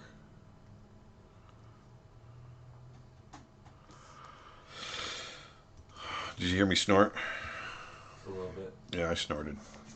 All right, so let's do this. That's a little too cool, too warm. I want it kind of grayed out, similar to what I have, but not too.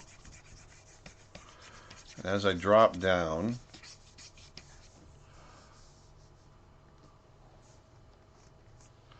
YouTube comment, man, your dad is awesome, Aaron. I'm needing some cabinets. You know what? My dad is awesome. He's a great dude. We've hung out. We've spent he's one of my best friends. We spent a lot of time together. Don't take your parents for granted, people. Love them while you can. It's one of my biggest pieces of advice for you. My mother's gone, so I can't talk to her anymore. My father's 80, you know. Our time is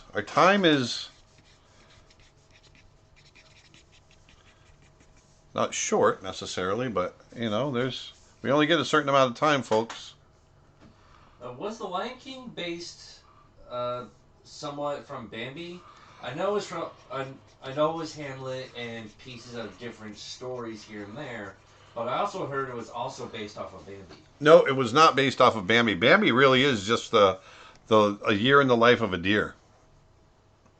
That's what Bambi is, and so it's not that.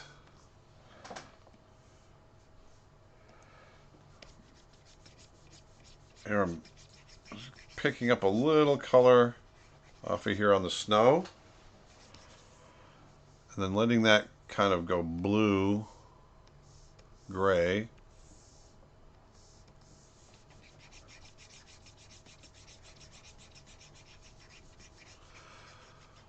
Check this out.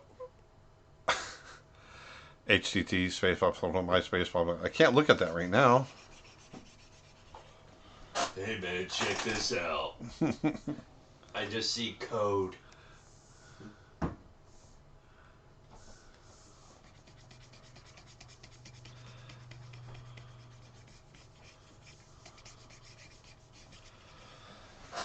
not sure that this is right yet.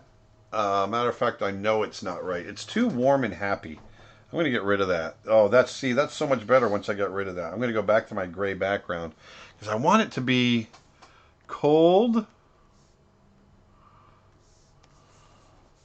You can probably do some like a snow effect, like almost like a. I'm going to. Sorry, that was a paste error from Nick. Oh, paste error. Yeah. Whoopsies. Because I'm definitely going to have snow whipping up through this. Yeah. I'm just going to keep working on this until we're done. So this might go long, you guys. Sorry. But you guys, I'm really digging this, having fun with this.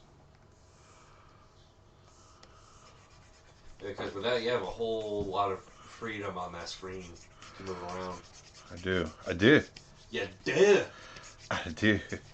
Oh my lordy lord, you do. I don't know what I was trying to say there, but you already entered the. Oh, looks like a new one. Oh. Found a whole huge article on your dad and the Thunderbolts. Yay! My father, before he was after he was a cabinet maker, he was trained as a cabinet maker when he was young by his father and grandfather. But my father started playing music at a young age in his teens, and formed several bands and kind of went on the road and made a life for himself for quite a few years in the 60s playing music for a living. He was on the Ed Sullivan Show in 1964 and just some really cool stuff. And so he's the one that taught me guitar when I was young. YouTube question: who do you think would win, the Burmese python or the Florida black bear? Florida black bear, hands down. Yeah. Well, actually, I take that back. I guess it really depends on how big that python is. Yeah, if it's like fully grown, then yeah.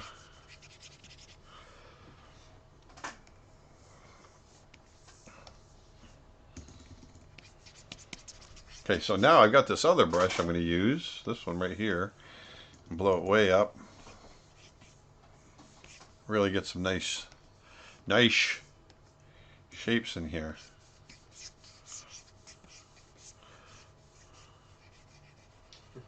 So it says that you look so small compared to your new Cintiq. I know, right? I like that. Makes you look like a midget. Alright, so let's get to doing some light and shadow here. Looks like I got a... Oh, you already answered the... Never mind. Thought that was a new question posted up there for you. So here I'm just adding shadow. Maybe not quite so dark. And I'm going to go... I want to go cool with it. So I'm going blue against all this orange, so it's going to look like it's really kind of, I'm killing the color, but I'll go back in with reflected color in a bit. Are you looking to use any of your fur brushes to add texture to No, your I'm fur? not gonna. I don't think I'm gonna use my fur brushes this time around. I think I'm going to do this uh, painterly, Old-fashioned way? the old-fashioned way. Whoops.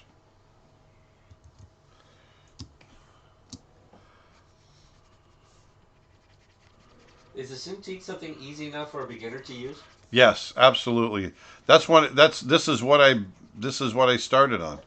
When I started in digital art, I started on a Cintiq, and I just absolutely have always loved it. Are you a people person or an animal person? I'm a. I. You know what? I've always thought that I was more of an animal person, and I am an animal person. Don't get me wrong. And I always kind of shunned people. Always felt like I didn't need people. But it wasn't until my 20s and whatnot that whatnot. Whatnot? I keep saying whatnot. Whatnot? I really discovered that I am kind of a people person. I love people, and I love hearing their stories. I love interacting, and that's something that I learned early. My I don't know 20s or 30s, I would say. Gotcha. I think there's some bad people out there, but I think all in all, most of us are good people, and I like interacting with folks. I love it. Nice. YouTube comment.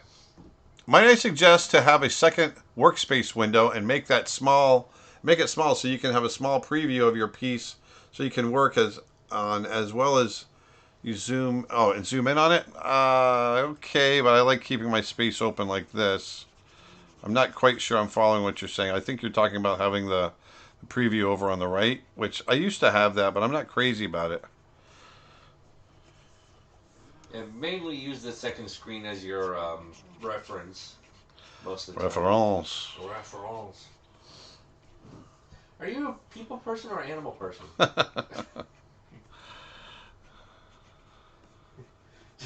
Does this Cintiq make me look fat? No, your fat makes you look fat.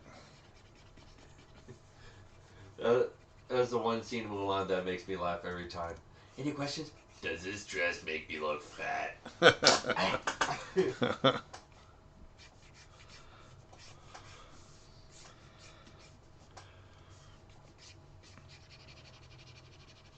Is it possible to use the pen by holding it with an overhand grip like a paintbrush? Like so? I mean, I think you could use it any way you want. That's the beauty of it. Now it's made to be held like a pencil because you've got the the button shortcuts and everything on there. Yeah, pull up the webcam so you can show that. So you've got buttons right here that you can use. I don't use them, but it's meant to be held like a pencil.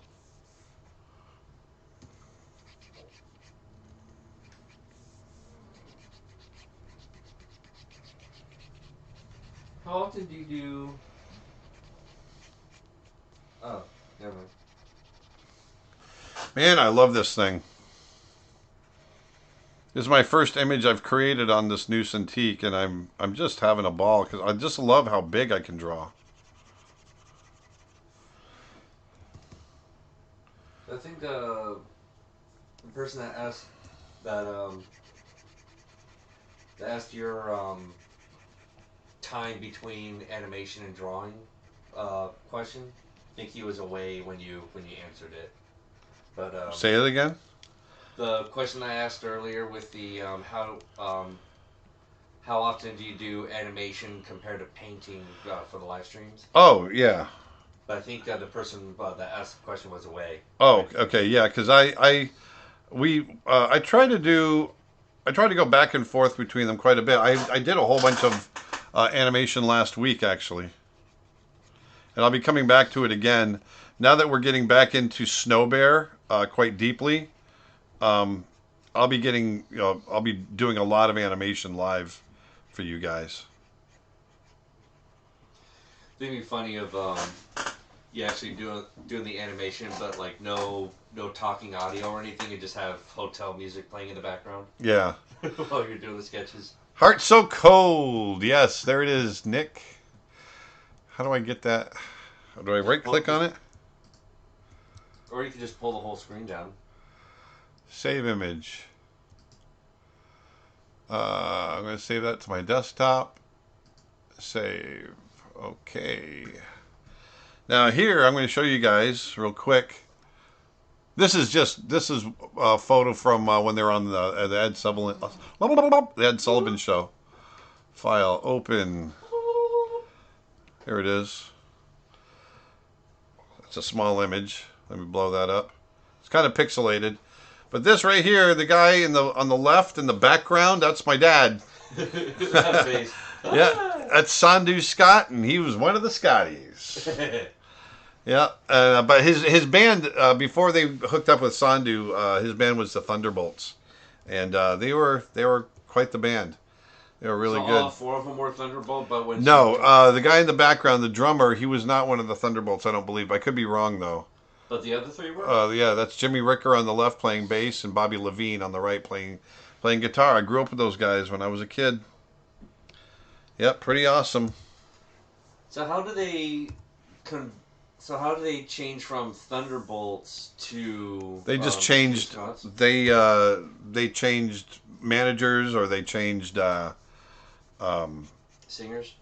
Yeah, my father was always the lead of the band, and when he went off to Vegas, he changed he started a new band because some of the guys didn't go with him, right. So he was playing in Vegas for a while. He was with Sandu Scott and the Scotties when they were the headliner for the Lyndon Johnson inaugural, who was the president back then. So they've had some pretty cool times.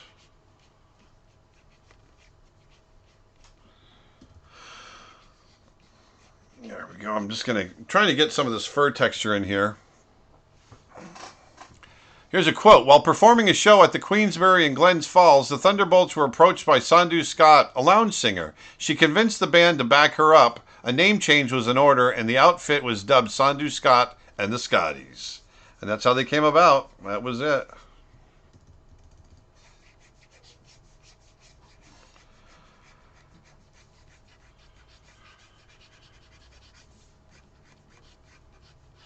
So what I'm doing now is I'm adding shadows, and I'm going into a lot of the negative spaces between the fur in order to get it to pop.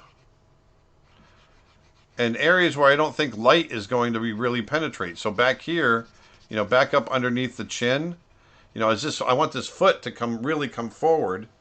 So I'm trying to get the fur, like the fur underneath back here is all going to be dark. Now I'm going to be painting in reflected light on some of this, because even though it's flat light, there is going to be a little bit of light bouncing up off the snow and other areas. Twitch question: what are Aaron's thoughts about tattoo art, and does Aaron have a tattoo?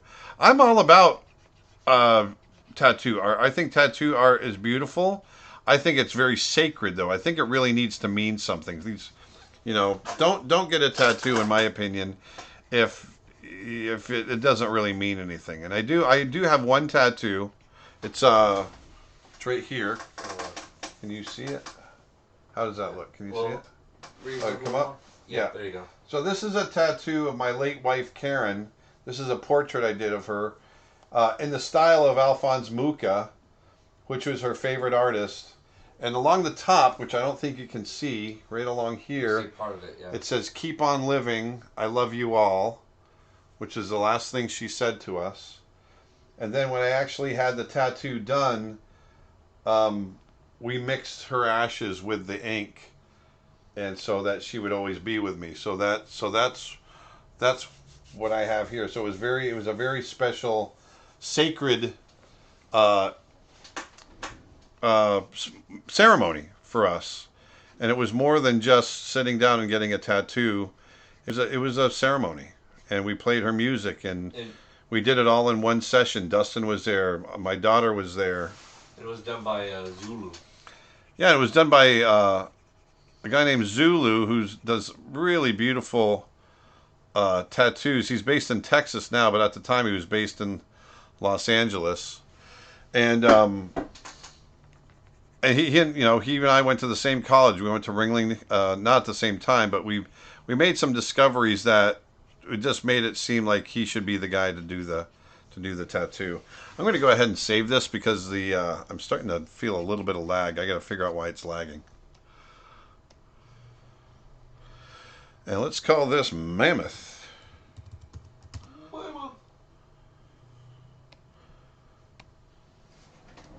There we go.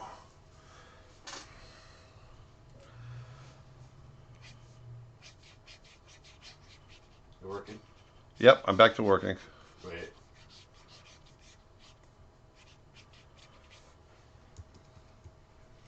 So now we're getting a little bit extra form in here. That feels pretty good.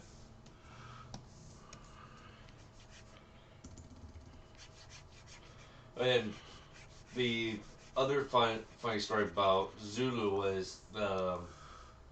was how much he and I were in common with one similar tattoo at least. Yeah, you guys had the same Cause, dragonfly in the same spot. Because the day after Mom passed, us and I went and got dragonfly tattoos in memory of her. Well, because your mother loved dragonfly. Right. And so Austin got one on her arm, and I got mine on my back right shoulder, and it was angled to the right, almost like at a 2 o'clock angle. Yeah. Like I know it very specifically. And we told this to Zulu that I got a dragonfly, and so I took my shirt off to show it, and he was like, "No way!" And he takes his shirt off, and he showed his shoulder, and in the exact same spot and angle was his own design of a dragonfly. Yeah, it was pretty amazing how many coincidences we had. And speaking of Zulu, Nick pulled up a picture of him. Yeah, there he is. If you want to drag that down real quick to show the folks. Yeah, he's quite a character. He's awesome tattoo artist, amazing artist. And he is really classy. He's so classy. Like, he's one of the coolest dudes I've ever met. Like, I remember after meeting him and everything, he was part of one of those reality shows for car builders, like customizing builds in a certain amount of time. Yeah. And he was the host of the show, and he always came in like suits with like bowler hats. Oh yeah. And there's Zulu there. Very very cool dude. Yeah. Are you on the screen? Yeah. Yeah. And he also. So he's in Austin, Texas. So if any of you are watching from Austin, Texas, or around the Austin area, look him up and check him out if you're interested in getting.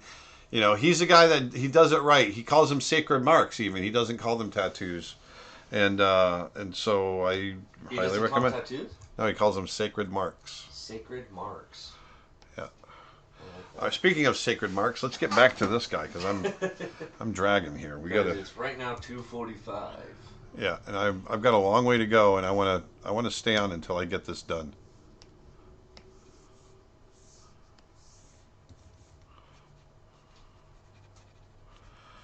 Or at least somewhat done. Somewhat. All right, so now I'm going to add another layer. We're going to set that to overlay. And I'm going to kind of do that so that we can get, I don't want to be too, I'm going to go the other way and see what happens. How's the response time on the 32-inch Cintiq? The response time? Yeah. Like the latency. It's great. It's great. It's great. I don't have any problems with it. So I'm trying something different. I'm going really cool with the overlay highlights. Actually, I'm going to adjust that back again so I can get even lighter, a lighter touch with some of these highlights.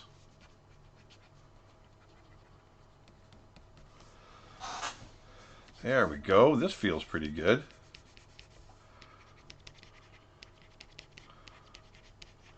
Yvonne says, "Gosh, you look like your father in the young shots I've seen of you." I know, I do. A lot of people say I look like my father. Question. Hi, Aaron. Thank you for the stream. Isn't the 32-inch screen too big to draw on? Feels like the arm can get very tired very fast.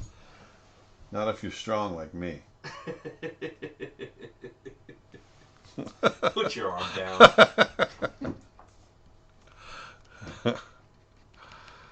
Yeah, I don't get how your arm doesn't get tired, because I've tried drawing like that and my arm gets tired really quick. Because I'm strong. Right. No, that's just how I've drawn for years. This is how I draw, baby. This is how I draw. So it's not that your arm is strong, it's just your arm is used to it. No, it's strong. Right. that pause is like. Right. Right. Okay. So I'm trying. I keep wondering if I need to put. See, I don't want to put too much color in the overlay in the. See what I'm doing here? I don't want it to be too golden. I don't want it to be too warm. Arg. How old should someone be to be considered too late to start drawing? Probably 153. 153? Yeah, because you're just not going to make it that old. It's never too late to start drawing. That's my point. I think the age of when you should not draw anymore is when you're 6 feet under. Yeah, that's the point. There's no at no age should you ever think that you're too old to start drawing. I mean, heck, there's people out there that would get started into painting to pass the time after they retire at like 60 or 70. Yeah. Maybe young. And really do beautiful work. Question, do you think the current generation of animators is better than the older, or do you see mistakes that they often do? I can't say that one is better than the other. Actually, no, I take that back. I think the older generation is better, because I look at what they did on their own, trying to figure things out without riding on the coattails of anyone else, and really discovering all these principles that we follow now. These are the guys that did it. So yeah, I definitely think they're better. And I don't know that I don't see mistakes. I don't think the mistakes that anybody does now as young animators is any different than what the mistakes were back then. You know, getting caught up in movement rather than emotion and acting, that's a pretty common mistake. You know, any of those are fairly common mistakes. It's just a matter of learning to get past them.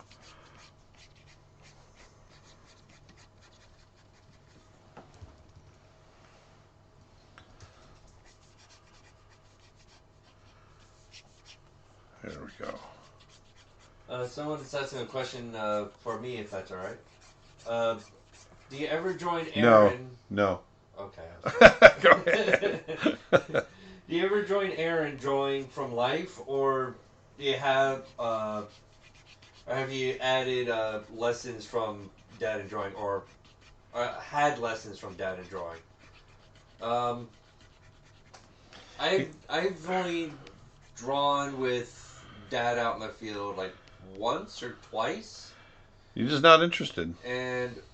But there was a few times where I did draw something and you did like color in, or you showed me how to like shade and do all the lighting. And biggest heartbreak of my life. Cats in the cradle and the silver spoon. What's the biggest little boy blue and the man on the moon. Having a father-son moment. I just wish you would have fallen in my footsteps. I did in my own way. I'm kidding. I'm kidding, dude. Come on. I'm in the movie industry, man. But I like doing things. I have my own form of art. Like I've more gone into graphic design in a way of like logos and insignias, things like that. Yeah, But that I you still have. sketch every once in a while, but not as often as I used to.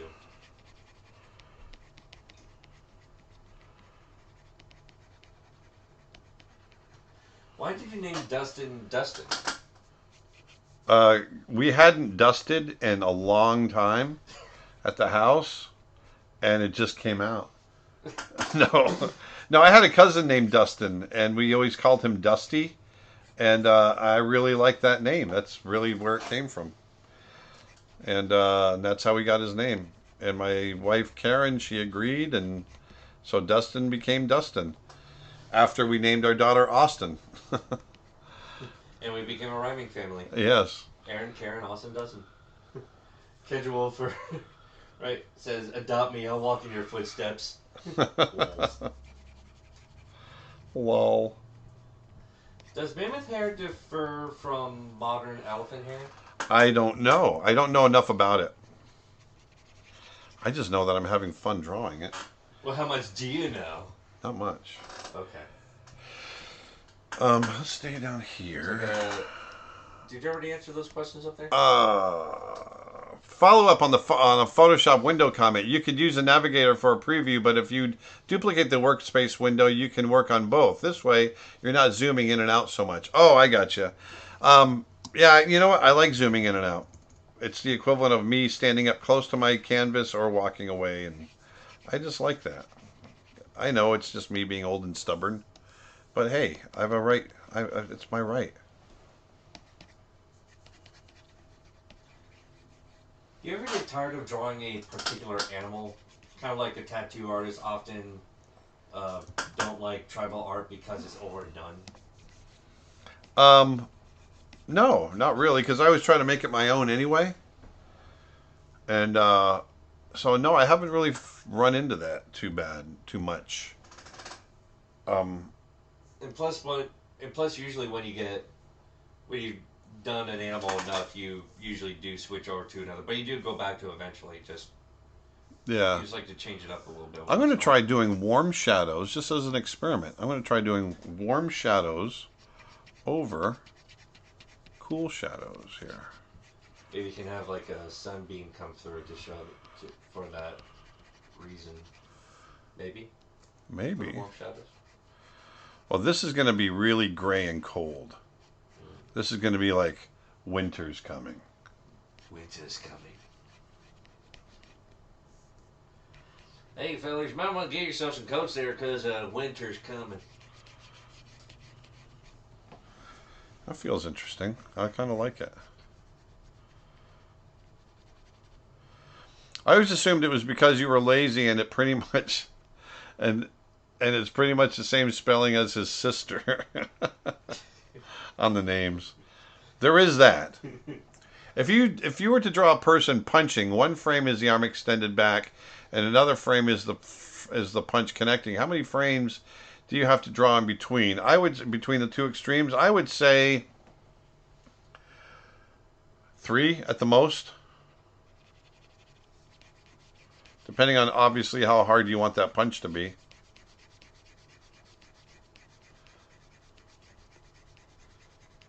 And every time I hear like animating or filming a punch, I just keep thinking of the one shot I had to depth that I could not make the contact work. Oh yeah, it can be hard sometimes. Well, at this point it was nearly impossible because I had to 3D depth a shot where the characters weren't even near each other. it wasn't even that. The whole deal of non-actual contact was not the problem. Like when 3D depthing that, you could easily make that work, but the problem was the timing was off on the choreography, and they didn't try again. Gotcha. So like the guy threw the punch, and the and the guy that received the punch didn't react for another full second. So no matter how close... Well, you just got to shift them, yeah. Yeah, so no matter how close I brought the fist towards the head, there was even a point where... I got to answer a question real quick. Yeah, sorry, I'm sorry, just real quick. Yeah. Have you ever recreated and released the brush that you are using that your friend made you? No. Actually, this is the brush I'm using right now is my brush. This one you can get on my website. Go back, Dustin. Yeah. Sorry. So even if I made it depth to the point where the fist was actually going through the head, like actually going past the head, he still didn't react at the right time. It would still look like that it's not making contact. Right. So it's all about getting that timing down in the choreography. Oh, yeah. Perfectly. As anything else. All right, so now that I've got my basic light and shadow patterns, which I feel are pretty... Oh, actually, I should get darker in here.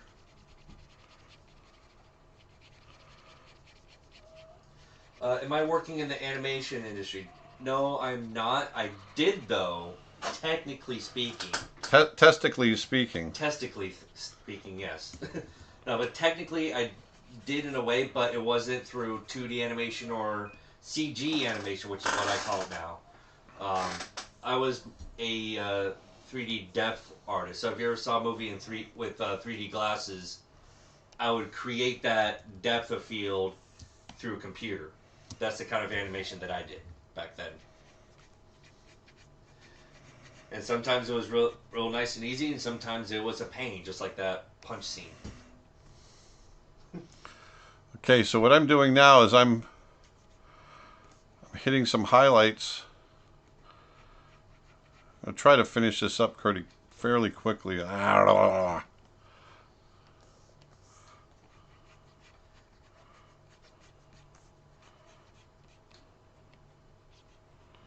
You already answered the... Technical question. Does the brush angle change with the Cintiq pen orientation? Yes, it does. I don't have that programmed into this brush, but I have other brushes where I do.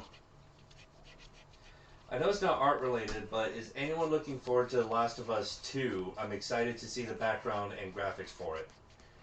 I am super excited for it. I'm assuming that's a video game? It is. I think. Oh yeah, you told me about it. Yeah. Yeah, with the fungus infection. The fungus among us. Fungus among us. Yeah, I played through the first one and I loved it, and I cannot wait for part 2. Cannot wait. All right, so here.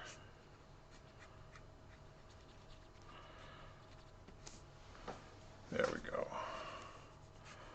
Just trying to find a little bit of the form as this fur comes down.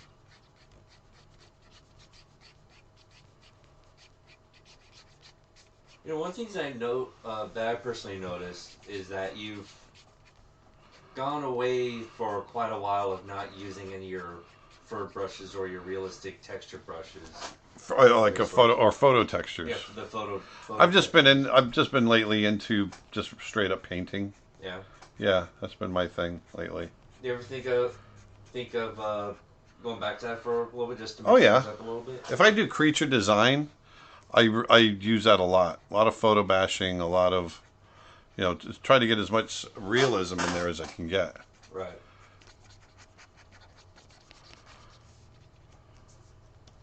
I think it'd be a really interesting challenge, because you know how there was that recommendation earlier of doing a caricature of me? Yeah. What if we tried doing a caricature of me, but using almost photorealistic texture? So you can say like you... Yeah, that could be fun. Yeah, just try to see how close to a realistic picture you can make it without taking an actual picture. Yeah. You get what I'm saying? Yeah, but caricatured. Yeah, caricature. I think that would be a fun challenge for you. Yeah, it could be kind of neat.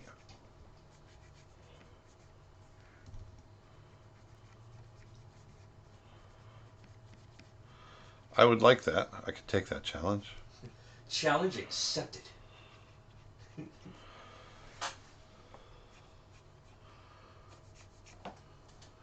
here. I'm going to take some of this fur here and just... Did they ask you if you wanted to work on Spirit? No, Spirit was done by DreamWorks. I didn't work for DreamWorks. So, nope. And how do you know Glenn Vilppu? Will you be doing videos with him again in the future? I've done some videos with Glenn Vilppu. I've known him for years, just through Disney. And I'm not sure how much we'll do in the future, but you know, we are friends. I just saw him recently over at CTN. Mad Munchkin on YouTube says, I've been doing a few of your art courses. I just wanted to say thanks for all the work you did to provide them. Well, thank you for saying so. I love creating those courses. I really do.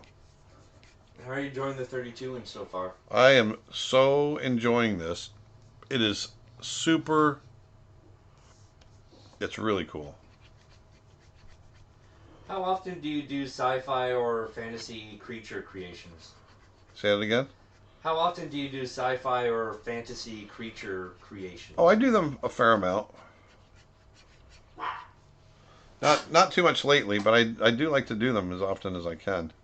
YouTube question. Starting out today, do you think it is better to focus on 2D or 3D animation? Well, it really depends on what you want to do. If you're looking for a job in the industry, then you're probably better off, you know, with options, you're probably better off working in 3D. Because that's where a lot of the, at least mainstream jobs are. But, you know, in Europe, there's a lot of 2D animation being done.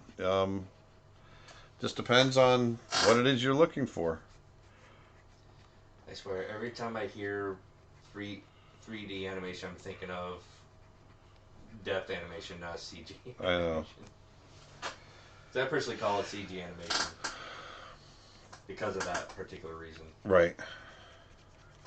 Where's your iced water? Where? I started without it today. I forgot to get it. Oh my god. Dustin riding a mammoth? What's that? Dustin riding a mammoth? Guess somebody wants to add me in the back of the mammoth. Going, Yeah, no, that's not going to happen.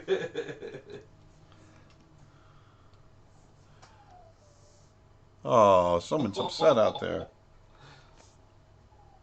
That was the cutest and saddest whimper ever. I know. Question. Hi, Aaron. Thank you for your videos. Do you think that art studios would consider self-taught artists to be less competent? No one cares if you're taught at an art school or self-taught. I've worked with self-taught artists. I've worked with artists that came from art schools. All they care about is if you can do the job. And if you are self-taught and you are right in there, part of the rank and you can work right with everybody else, then they really don't care where it came from. So, but if you're asking because you're contemplating on whether or not you should go to college or whatever, definitely get training. Whether or not you need to go to college, that's debatable. But training is something that you should get, and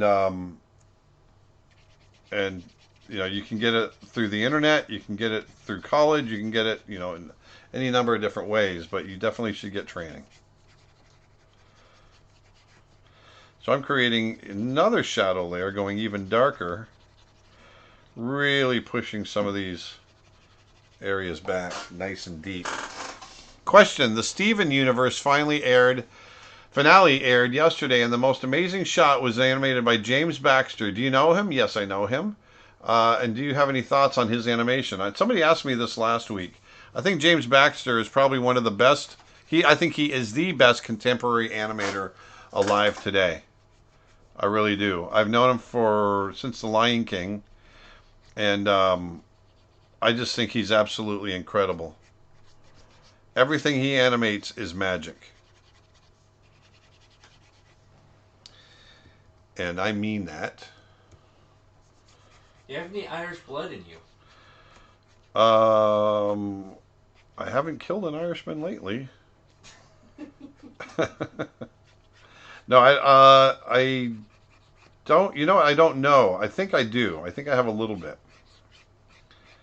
I am really ignorant of my lineage. My brother did a DNA test, you know, the 21 and or whatever they call that, and he discovered that we have a lot of British Isles in us. And oh shoot, and here we go. You're all right. Right? I know I'm just losing my mind here. You all right? Well, it is past 3 o'clock. Oh, So Dustin, don't start. Don't hit start. that phase. Don't start. I told you we're going to be doing this till we're done today.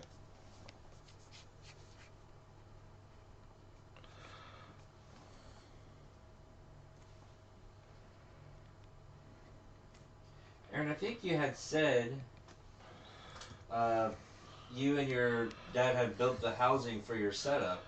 I really love the look and functionality of them. Have you guys thought about selling them or the blueprints? No, we haven't. But if that's something you guys are interested in, heck yeah. They're very simple.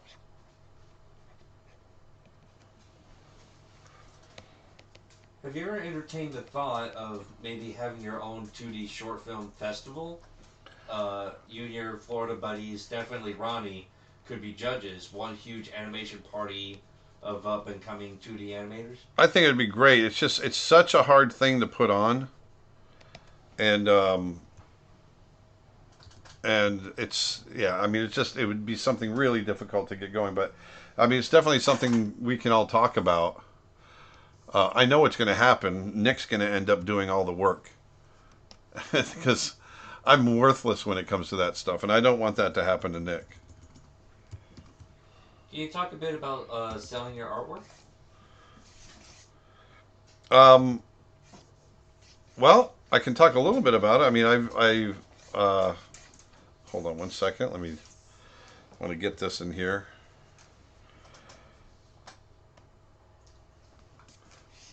And that's looking nice. I used to sell a lot back in the late 80s and 90s, but I kind of dropped off, and as soon as I started doing this type of stuff, especially with social media and trying to get the art lessons going, it's just something that I'm focused more on the art lessons, so it's not something I really focus on anymore. YouTube comment: since starting your courses, I've gotten back into illustration with a workflow and technique that I can follow. Thank you for sharing your process, Aaron. You all right, man? Thank you so much. I appreciate that. Let me do a radical blur or radial blur. What am I saying? No, I want a motion blur. Cancel. Filter, blur. I want a motion blur, and I want it to be at this angle. And let's bring it into question. Aaron, do you have some of art from college times? Oh, do I have any art from my college days? I've got a little bit. It's buried away right now, but I do. Nick says, I happen to have experience running a fairly large international film festival, and am sitting on all the code to make it happen fully online. Just say the word. So Nick is saying that he could make a film festival happen. I mean, plus we could probably make a deal with the Hilton hotel down the street for room discounts. If we decided to do it here, yeah. So here, what I'm going to try to do is I want to get some snow on him, but I don't want it to look contrived. Let me put it here. And I'm going to go with maybe a little bit there. And I'm going to make it with this brush. And it's... And some snow effects on his fur. Yeah, I just want to see if I can, see what it looks like. Because the wind is blowing from left to right, so the snow would be built up kind of on the left side of his body. Right. Adding like some snow and frost buildup in certain areas, things like that. Yeah.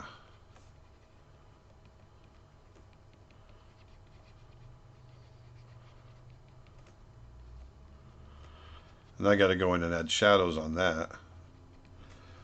Actually, would the top hair of his head shift over towards that direction? It should, and I'll probably do a little bit of that here in just a second. Good call, matey. Oh, you're welcome. Z Shanner on YouTube asks 2 questions. Do you have a reason why you don't clip your shadow layers to your local color? I don't know how to do that. And are you planning on creating an art book? Yes, I'm planning on creating an art book. If you can tell me how to clip them, I would greatly appreciate it, because that's something I've never learned. I kind of like them not. I just like it. It gets a little too clean sometimes. But if that's something that I can do, then yeah, definitely show me how to do that. And I'm not sure that the snow is looking right, but I do need some snow on here.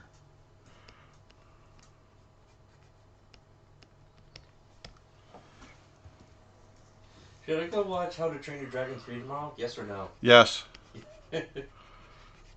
Yes, no hesitation, just go. Yeah. No, Dean Dubois is one of the best animation directors out there, and he's my friend. Actually, you know what? One of the worst things you can do is name drop. Just people hate name dropping. Oh, yeah. Yeah, it's something that Phil Collins told me. What do you think about... Anything about the new Pixar short film, Boo? Oh, I haven't. Boo? Have I seen that one? B-O-O. Yeah, from Monsters Inc., right? That Boo? I'm assuming. So?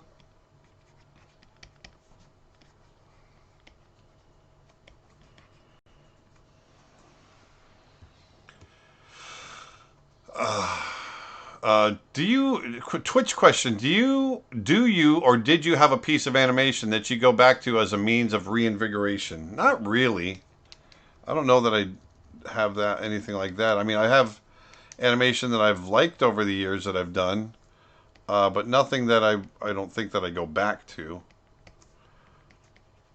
I look at other people's animation quite a bit. It's actually not... I don't think it's pronounced Boo. I think it's actually Bao, like B-A-O. Bow. Bao. No, I haven't seen that. It was a Pixar short movie from this past year. What do you think of this? I'm trying to do the thing. Trying to do the thing. Do you think it's coming off okay? Slowly? And I'm going to add different shadows over this so they'll sit a little bit better. Because right now they're just all super bright. Yeah, I just feel that the top of his head, like that hair sticking out of the snow, that left hand side there. Yeah, it's got to be blowing more out here. Yeah, yeah, I feel like the top hair, because you have some bits of hair sticking out of the left hand side there. Yeah, I could actually smooth that back too. Yeah. Oh, there's Boo right there. Wind, huh? Yeah. No, Nick is asking, isn't that just locking layers? No, because I have to... Nick, if I'm doing the shadows over the top, I guess I could change the brush mode to multiply, but I have to create a whole new layer to do multiply, and in that case, there's nothing to lock. Darn it, Nick! Trying to do the thing. And I don't like to change my brush mode because it'll continue to get darker and darker and darker in multiply mode, and it's hard to control that, at least for me. So that's why I like to do my layer in a different blend mode, because it can only get so dark.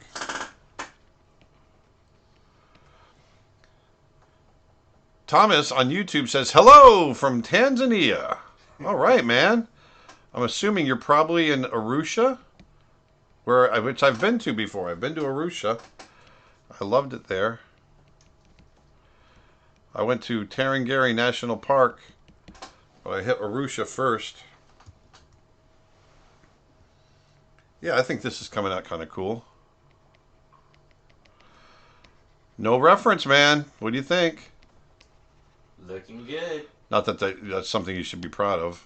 A crappy image with no reference means it's still a crappy image. You know what I mean? No, I don't.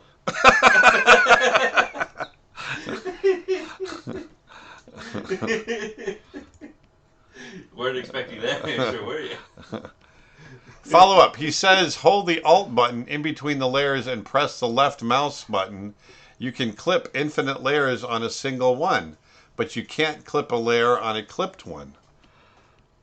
Oh. Got it. Well, that's awesome. Sorry, I'm focusing on this. I'm stuck in my, I can't speak right now.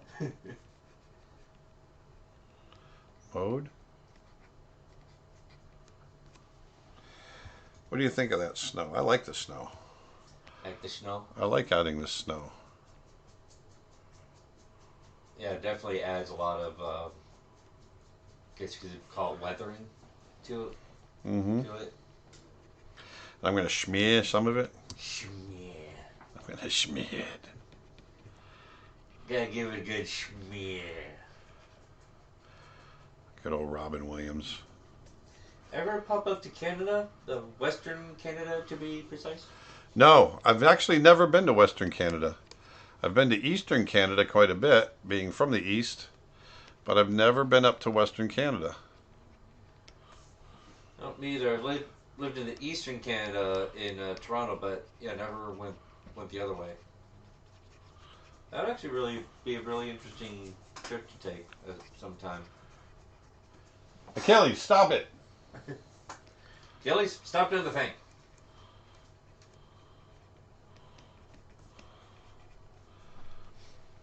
How do you deal with animation quota? It's my second year at school, and I was wondering about it. Thank you for all these streams. It's always a good time. You know, the best way to deal with animation quota is to hunker down, sit down, and just do your work, and you'll hit your quota. So many people get caught up in goofing around and playing around in the studio and just talking around the water cooler or whatever it might be, and they don't hit their quotas because they're talking or they if you're at home doing freelance, you get caught up doing other things. So it's really tough, but it's something you have to do. It's a discipline, sitting there and forcing yourself to do that. And it's just something you got to do. I don't know. Now it just looks like he got pelted with snow. I think some of this can come off.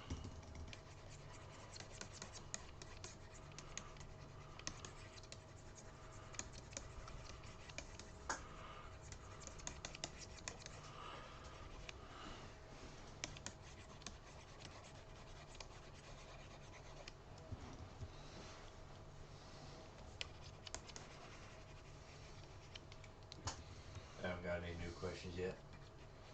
That's okay. We're probably losing viewers because it's getting a little old. Well, hey, hello from the Netherlands. Nancy asks, hello from the Netherlands. Will you ever visit here, or have I already visited? I've never visited. Oh yeah, I have. No, I haven't. I haven't visited the Netherlands yet, and I would love to.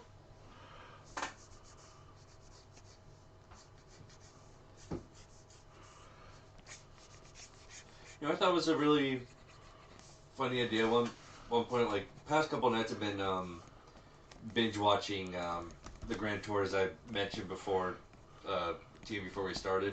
Yeah. You know how they're all about cars and all that jazz. Yeah, all that jazz. All that jazz. All that jazz.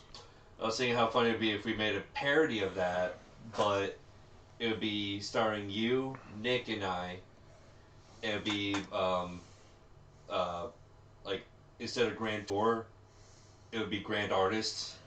Oh, that's cool. It would be based off of like instead of showing off cars, it would be showing off like artist tech like Cintiqs or different kinds of laptops that work with Cintiqs and all That's a that. fun idea. All that sorts of stuff. I like it. Yeah, like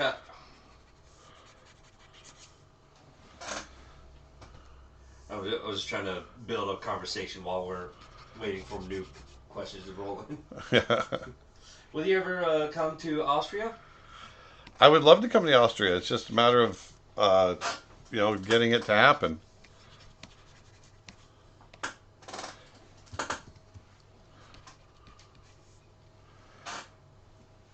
Yeah. Peter asks, have I read The Jungle Book, the novel by Rudyard Kipling? I did read it years and years and years ago.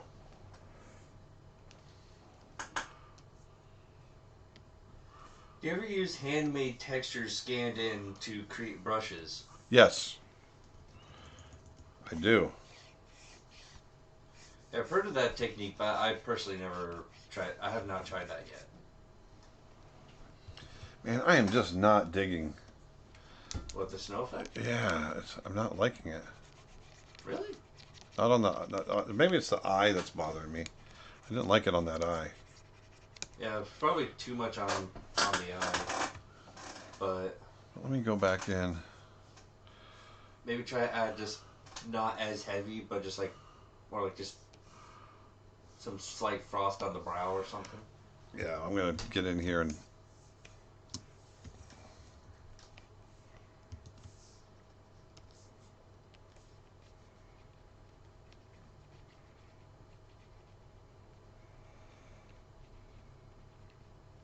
Yeah. Have you ever made your own paper?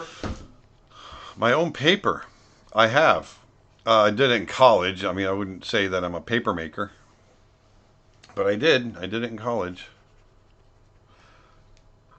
Hey, Aaron from Norway. Have I ever visited Norway? I just did that question, didn't Yes, I? you did. Nick says, snow brushes? I might use the snow brushes, although I don't want them to feel too contrived. I'm afraid if I use any of the effects brushes, it'll go against what I'm trying to do. Do you visit Houston often? And any plans for it? Like any plans to go there at some point? No, I don't visit Houston often. And no, I don't have any plans on going there anytime soon. But if the opportunity came up, I would definitely go.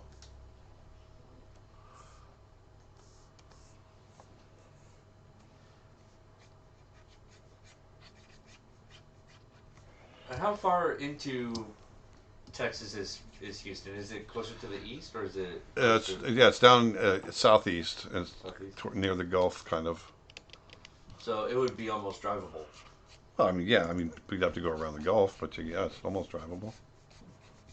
Yeah. Any ideas coming up? YouTube question: what is the goal for the Snow Bear animation? Seeing that it does well, is there plans for a follow-up project? There's no plans for a follow-up project. The goal for Snow Bear was I just didn't want to be one of these guys that teaches animation but never animates. And I love animation. I love to animate. And so, since the business of our business, for teaching, has gone well enough that we can take a little break and animate. That's really what we wanted to do. So. We're letting that kind of fund our little project, Snow Bear, and we're going to see where it takes us.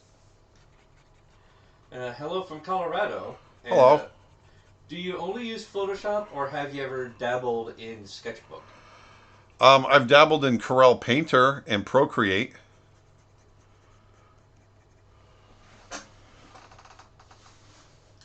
Will you ever? No, that was the Netherlands. This is Norway. Sorry, got them all mixed. Hello, Norway. Sorry. Will you ever visit Denmark? Yeah, matter of fact, I'm trying to get there in April. So, Twitch question: when working with a reference, do you try and copy the image exactly, or do you modify it in some way? And if so, how?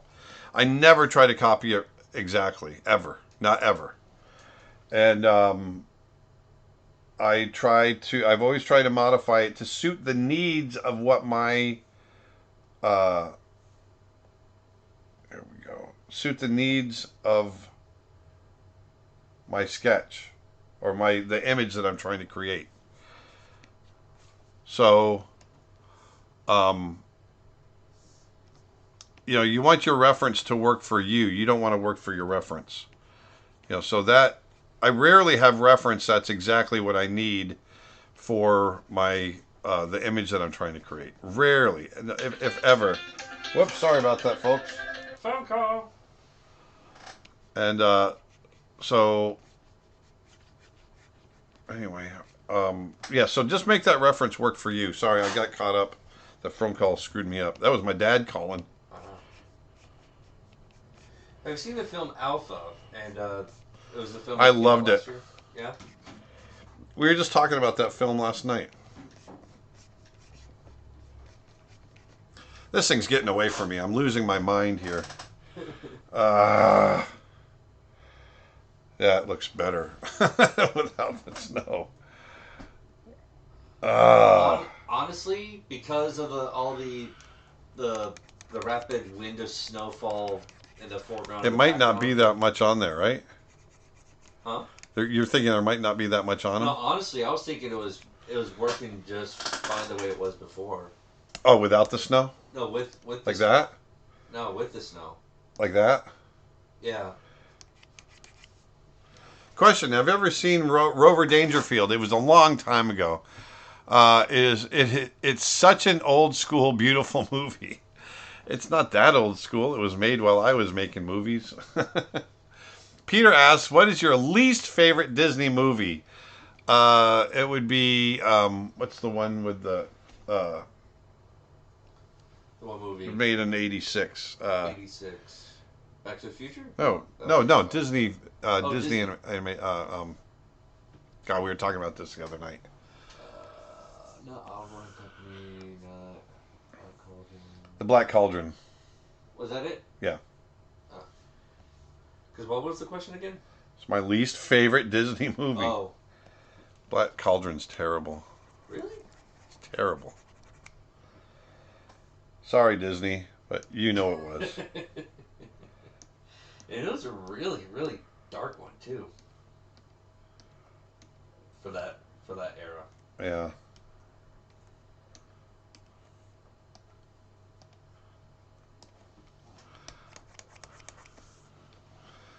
So let's do this.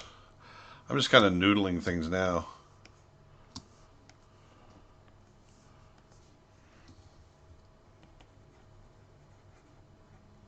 What's your opinion of Painter versus Photoshop?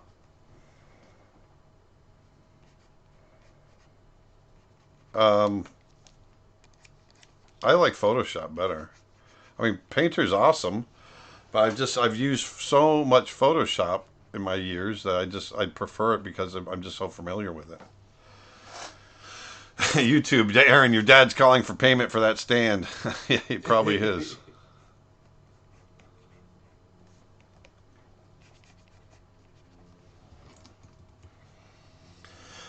I'm going to get rid of this. Nope. This. Nope. Where's my Nick. There it is. That's what I want to get rid of. I want to get rid of some of these lines. These holding lines on these tusks are a little too heavy for my tastes. Nick, do the thing. There we go. Never gets old. I'm going to come up here. I'm going to finish this up, folks. YouTube, is the Black Cauldron that bad? If so, why? I think it's bad animation, horrible story. Yes, I think it's that bad. And you know what? I am, for those of you that know me, I'm not one to badmouth other people's movies. But everyone at Disney pretty much agrees with me. We've always talked about it. It's a pretty bad film. Disney was at its, they were about ready to be shut down at that point. And they're just getting it done to get it done, I believe. and just was not a great. It wasn't a great thing.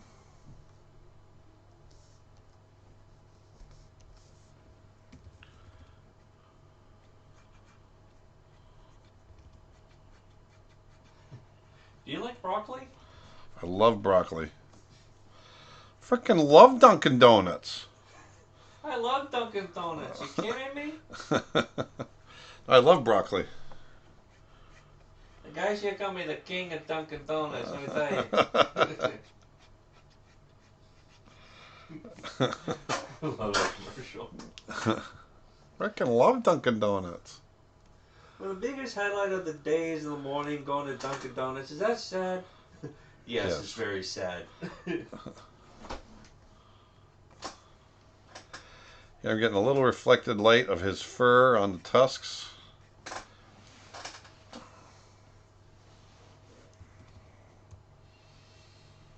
This isn't the greatest. It's not the greatest. I'm getting disappointed in it.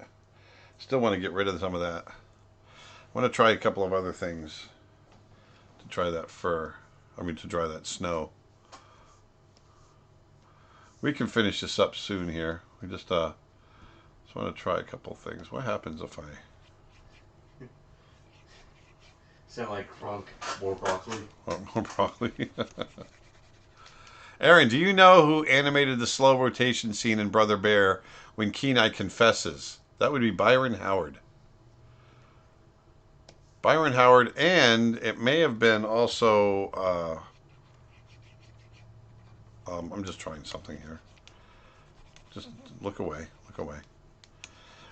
Byron Howard definitely, and Alex Cooper-Smith, I believe. So I'm just going to put a little bit of snow on here. Just a little bit of snow on him and see how that works. Screw it. That's just not... I don't want to go through it again.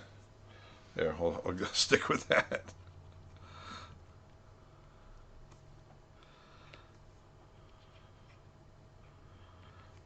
Byron Howard, by the way, that did the slow rotation scene of Kenai. Byron Howard is the director of Zootopia and Tangled. An assistant director on Bolt. Byron's pretty amazing. Any thoughts on animation style of Spider-Man Into the Spider-Verse? Yeah, I think it's brilliant. I think they redefined way animation can be done. So I think the guys that did that are just absolute brilliant artists, animators, art directors, all of the above.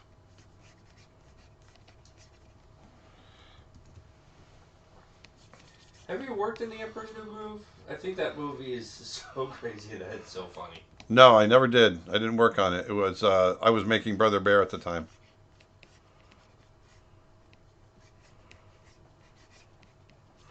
I did not work on Emperor's New Groove.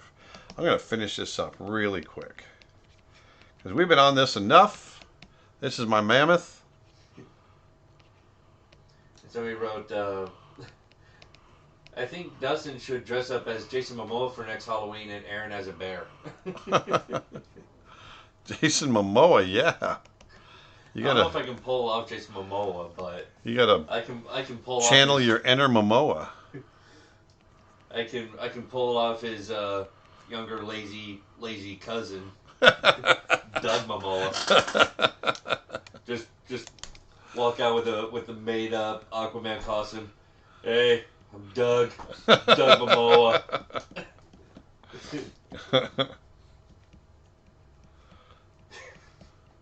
Have my hair all shaggy and messy.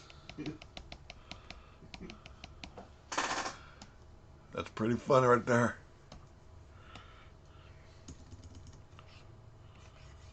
What's your favorite Disney character that you didn't work on? Favorite Disney character that I didn't work on is Bambi. Always Bambi. It is always Bambi, I'm telling you. It's Bambi. What are your second and third choices? I don't know. need to be ready for those top 3 questions. I know, right? So that's how I'll say it. What are your top 3 favorite Disney characters? I don't know off the top of my head. I'm so focused on trying to get this freaking thing done. Have you seen the new Mary Poppins? I have not, but I have seen clips of the 3D, and I just think it's of the 2D, and I think it's beautiful. It was done by the guys over at Ken Duncan Studios. Those guys are brilliant. I'm not sure if all of it was done at Ken Duncan Studio, but they didn't get the credit that they deserve, and those guys are absolutely brilliant animators.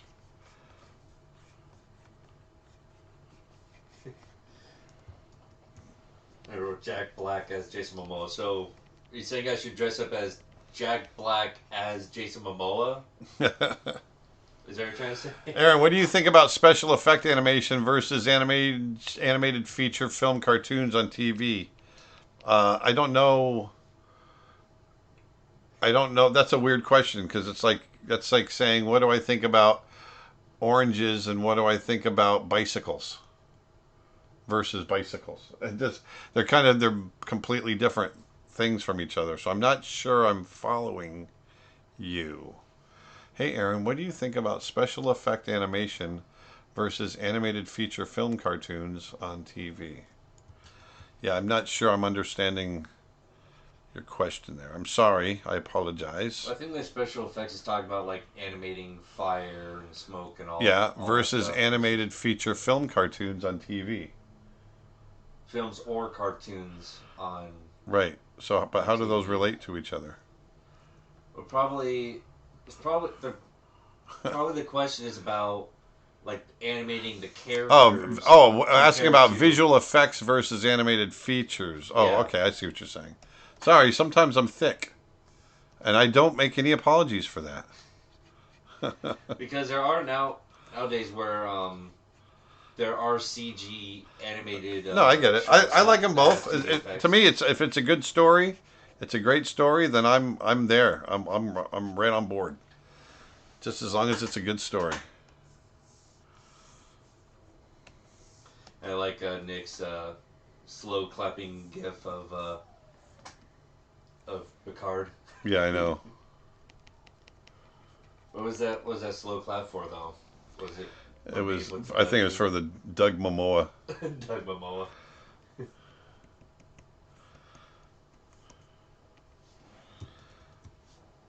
There.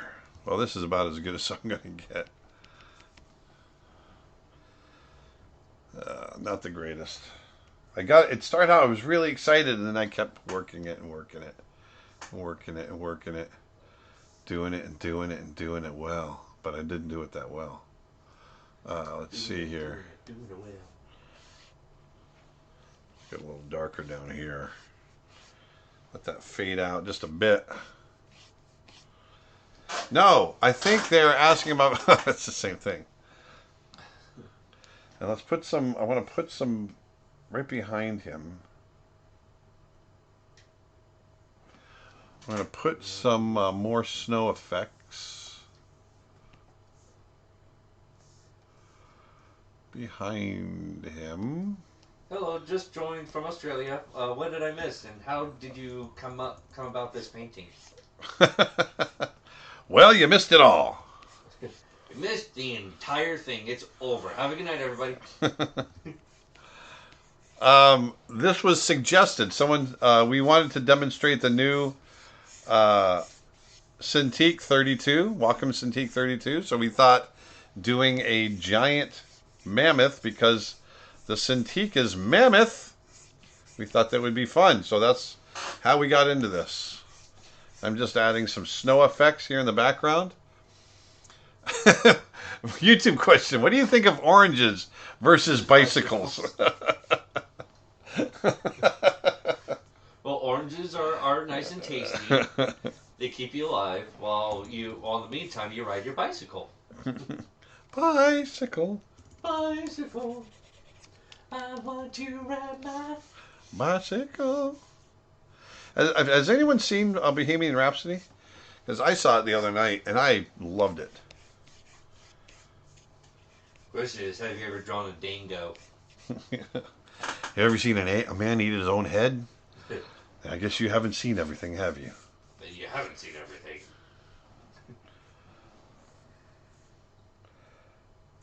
Okay, so I'm going to do this. No, I'm not. I'm going to do this. Have you seen the movie Loving Vincent? The movie about Vincent van Gogh? Yeah, no, I haven't seen it. I know what you're talking about. And I have not seen it. Have not yet, have you? I have not. I have not. Has that already come and gone in the theater? Yes. Yeah. Last year, actually. Just trying to see what adding on. No, I don't like it. I don't like it. Well, that's pretty much it. I think I've done enough damage for one day. Enough damage. Yeah, this is not. It's just not going anywhere fast. I'm spinning my wheels on it here. Yeah, I think the snow lines look a bit too even. That's enough from you. Just saying. So this one? Yeah, let me do this.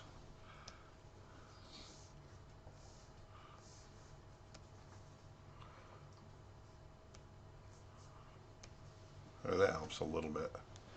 And then we'll go over the top.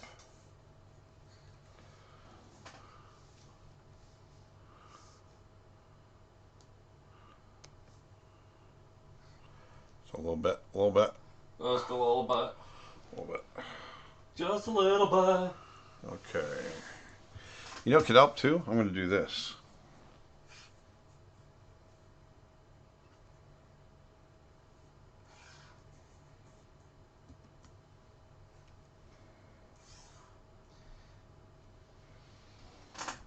Do you see that guy how he got killed by lions after he climbed into their pen? Yes, I did. No bueno. No bueno.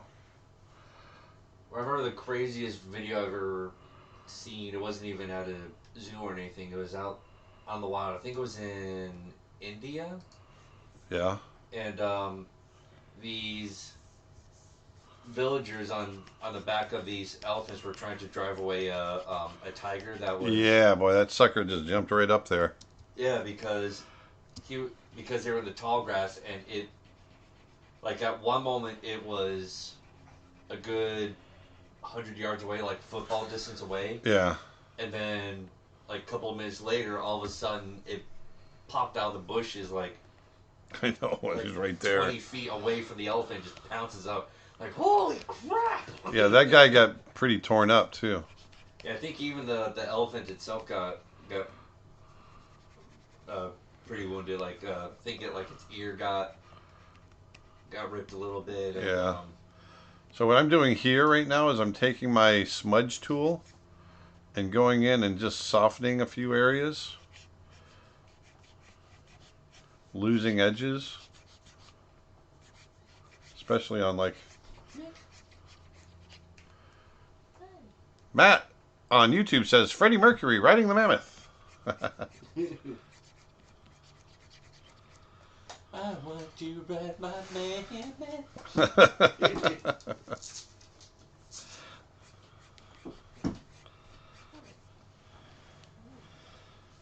Just want to lose a few edges in here. I don't want to go too crazy with it. So I suggest some Northern Lights. Ooh. Northern Lights. Well, we wouldn't see too much Northern Lights in a blizzard. And I've already compressed all the layers. But I might take that into consideration when I go back into it later on and do it again. So one thing I might do is just darken everything and then build it back up again. Will you be doing a live stream on Thursday? We will be doing a live stream on Thursday for sure. And we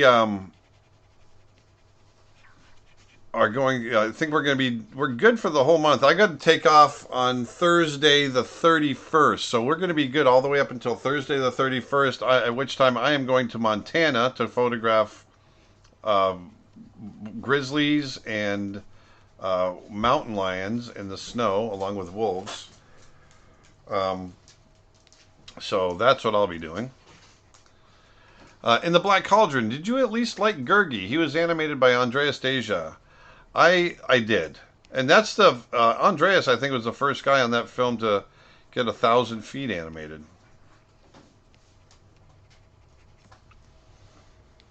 There we go. Here I've Is the device you're using right now a Cintiq Pro? Yes, this is a Wacom Cintiq Pro 32.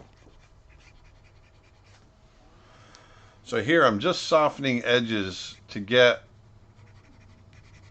that feel of the snow and the wind kind of really whipping,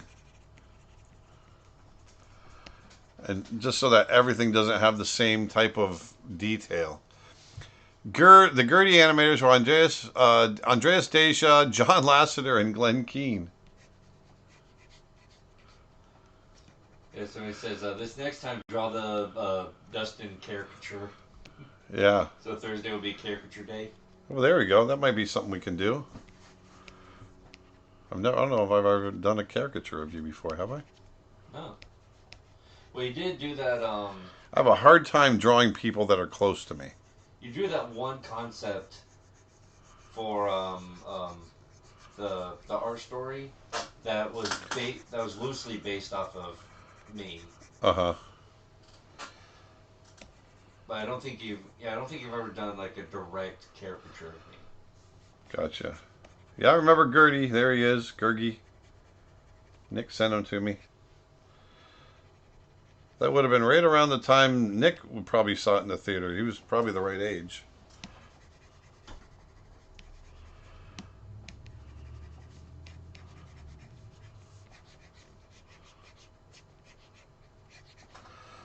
All right. Well, this is it. I'm kind of winding it down.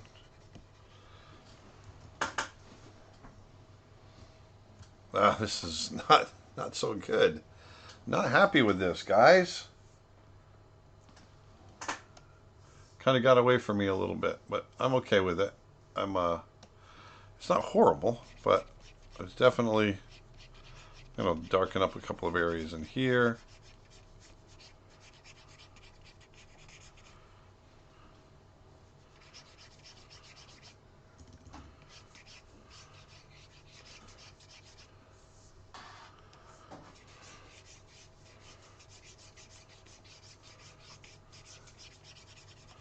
There. Coming up out of the shadows.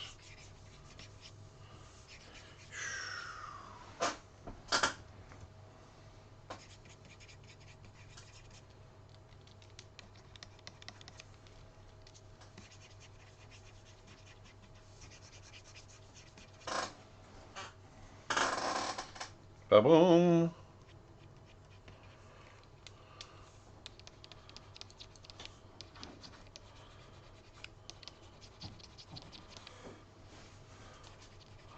There we go. All right. Well, we're wrapping it up. That was a 3-hour stream, right? Yeah. Can you quickly explain to us the anatomy of Dustin? Yes, he's very rounded. Very, very long hair. Take a... Think of Chewbacca. Do you think Disney was going for dark themes when doing Black Cauldron because of Don Bluth's Secret of Nim, or is it a coincidence that they were both darker movies? I just think it was coincidence. I don't know that there was a whole lot of control over what was going on at the time. That's kind of what I think was happening. Joel says more shadows on the tusk could make things show up a bit. I agree. I definitely agree with you there. I'm kind of working that now. I'm just gonna go really loose with it at this point. There we go. And then maybe right up on top, we'll throw in a little shiny, shiny thing.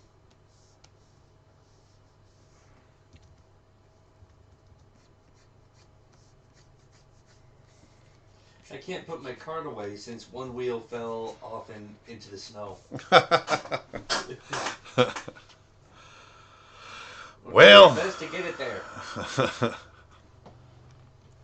I can't put my cart away.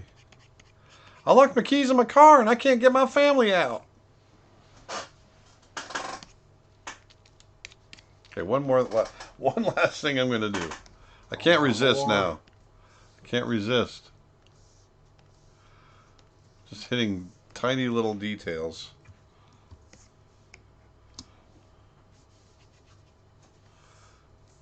Tim Burton concept sketch for Gurgi below. Oh, look at that. That's very Tim Burton, isn't it? Very.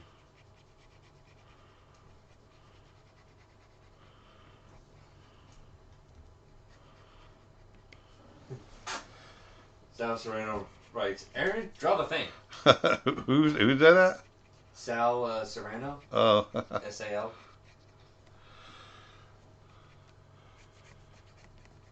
I thought you said Armand Serrano. Do the thing. Do the thing.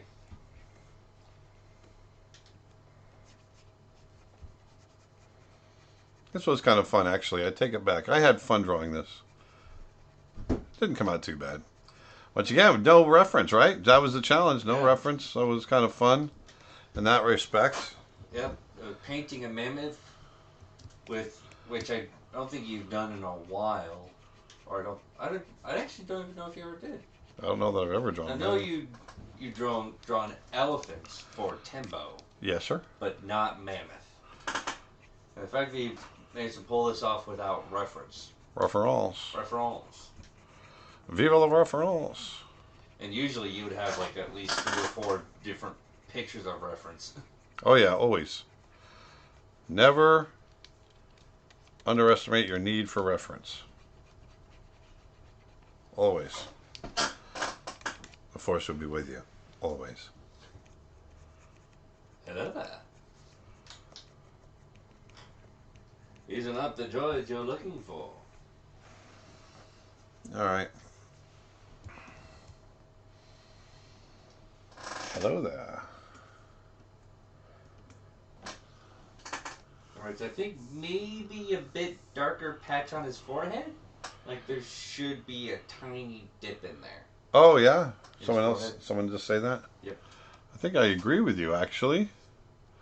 If it's where, I think, well, first of all, I think there should be up in, like here, where the, oops, I gotta set that to multiply.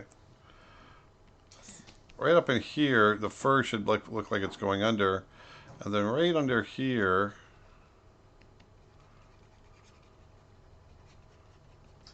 No reference is the hardest, but full of fun and imagination. It is. That it is.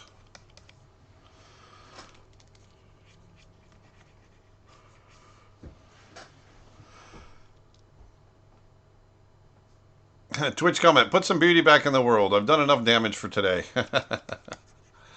Yes, I think it's time. So let's merge these. Merge these layers. And let's image adjust. I want to see something. Image adjust. Hue and saturation. Let's push that saturation. Yeah, I like that saturation pushed. That feels pretty good to me. There we go. That's kind of fun. Not the greatest image, but it's kind of fun. And then I'm going to open a grunge texture. And don't forget to save it. Oh, it's been saving already. The bone grunge. Let's see.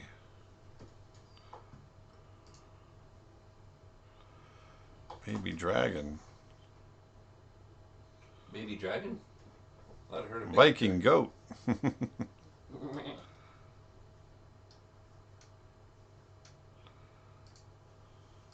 There we go. Found it? Yes, sir. You found what you were looking for? I found what I was looking for. So, is that... I think I might have asked this already. Is it that you don't have that particular grunge anywhere else? Yeah, and I keep forgetting to save it on its own. So I just keep going back to that image and pulling it off of it. Now, all you really need to do is just go to that art piece, save as to create a new copy, and save it as grunge, and then just disable everything except for that grunge piece. Yeah. And then just yeah. You already know how to do it. You're just lazy.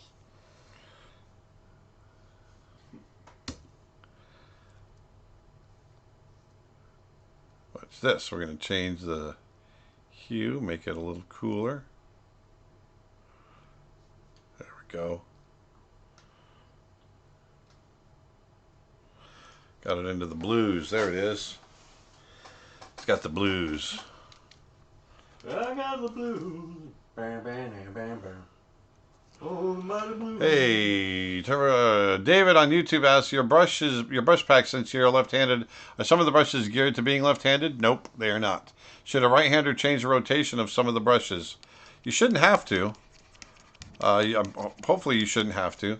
Dustin, did you actually just explain how to save a file? I think you did. I was trying to explain to him how to create the grunge as a separate file. My son knows me all too well. Mm-hmm. There. This one is beyond getting any better. This is just where it's going to be from here on out. It's beyond saving now. So there we go. There we go, folks. It's been real. I've had a great time. 3 hours. I think it's a new record. No, we've done some longer ones, right? I think 3 hour. No, I think the longest was 3.5. Yeah, because I think the last longest one was 4:30. It ended, I think. Well, either way, this was fun, you guys. I had a really good time drawing a mammoth on my new mammoth Cintiq. That was our theme. So this was, I really enjoyed it. It was actually, I want to come back and do it again because I think we could come up with some fun. This one just kind of got away from me a little bit, but it was still a lot of fun. And when you can see that even when it gets away from you, you can get in there and have some fun with textures and tones and value and color and all that good stuff. All that good stuff. But yeah, so today was all about demonstrating the new Wacom Cintiq 32 Pro or Pro 32. I love this thing. This is the best Cintiq I've ever had. Don't get me wrong, all my other ones have always been great, but I just love being able to draw this big. Just that freedom. Look at that freedom I got. I get to draw this big, huge. It's huge. There he is. There's my giant. There he is. And so, if you want to see more lessons on animation, digital painting, character design, storyboarding, color theory, story writing, any of that stuff, go check out my website, creatureartteacher.com. We've got all kinds of stuff over there. And we're going to be coming out with a new watercolor course soon. We're also going head over heels, straight ahead, making snow bears. So that's going to be something we're very excited about. We're hoping to have by the end of the year. And so anyway, thank you guys so much for joining us. I hope you guys enjoyed the Cintiq demonstration and the painting demo. I had a lot of fun doing it. And go out and put some beauty back in the world. Be nice to somebody. Put your grocery cart away. And Dustin? Bye, guys. Cowboy.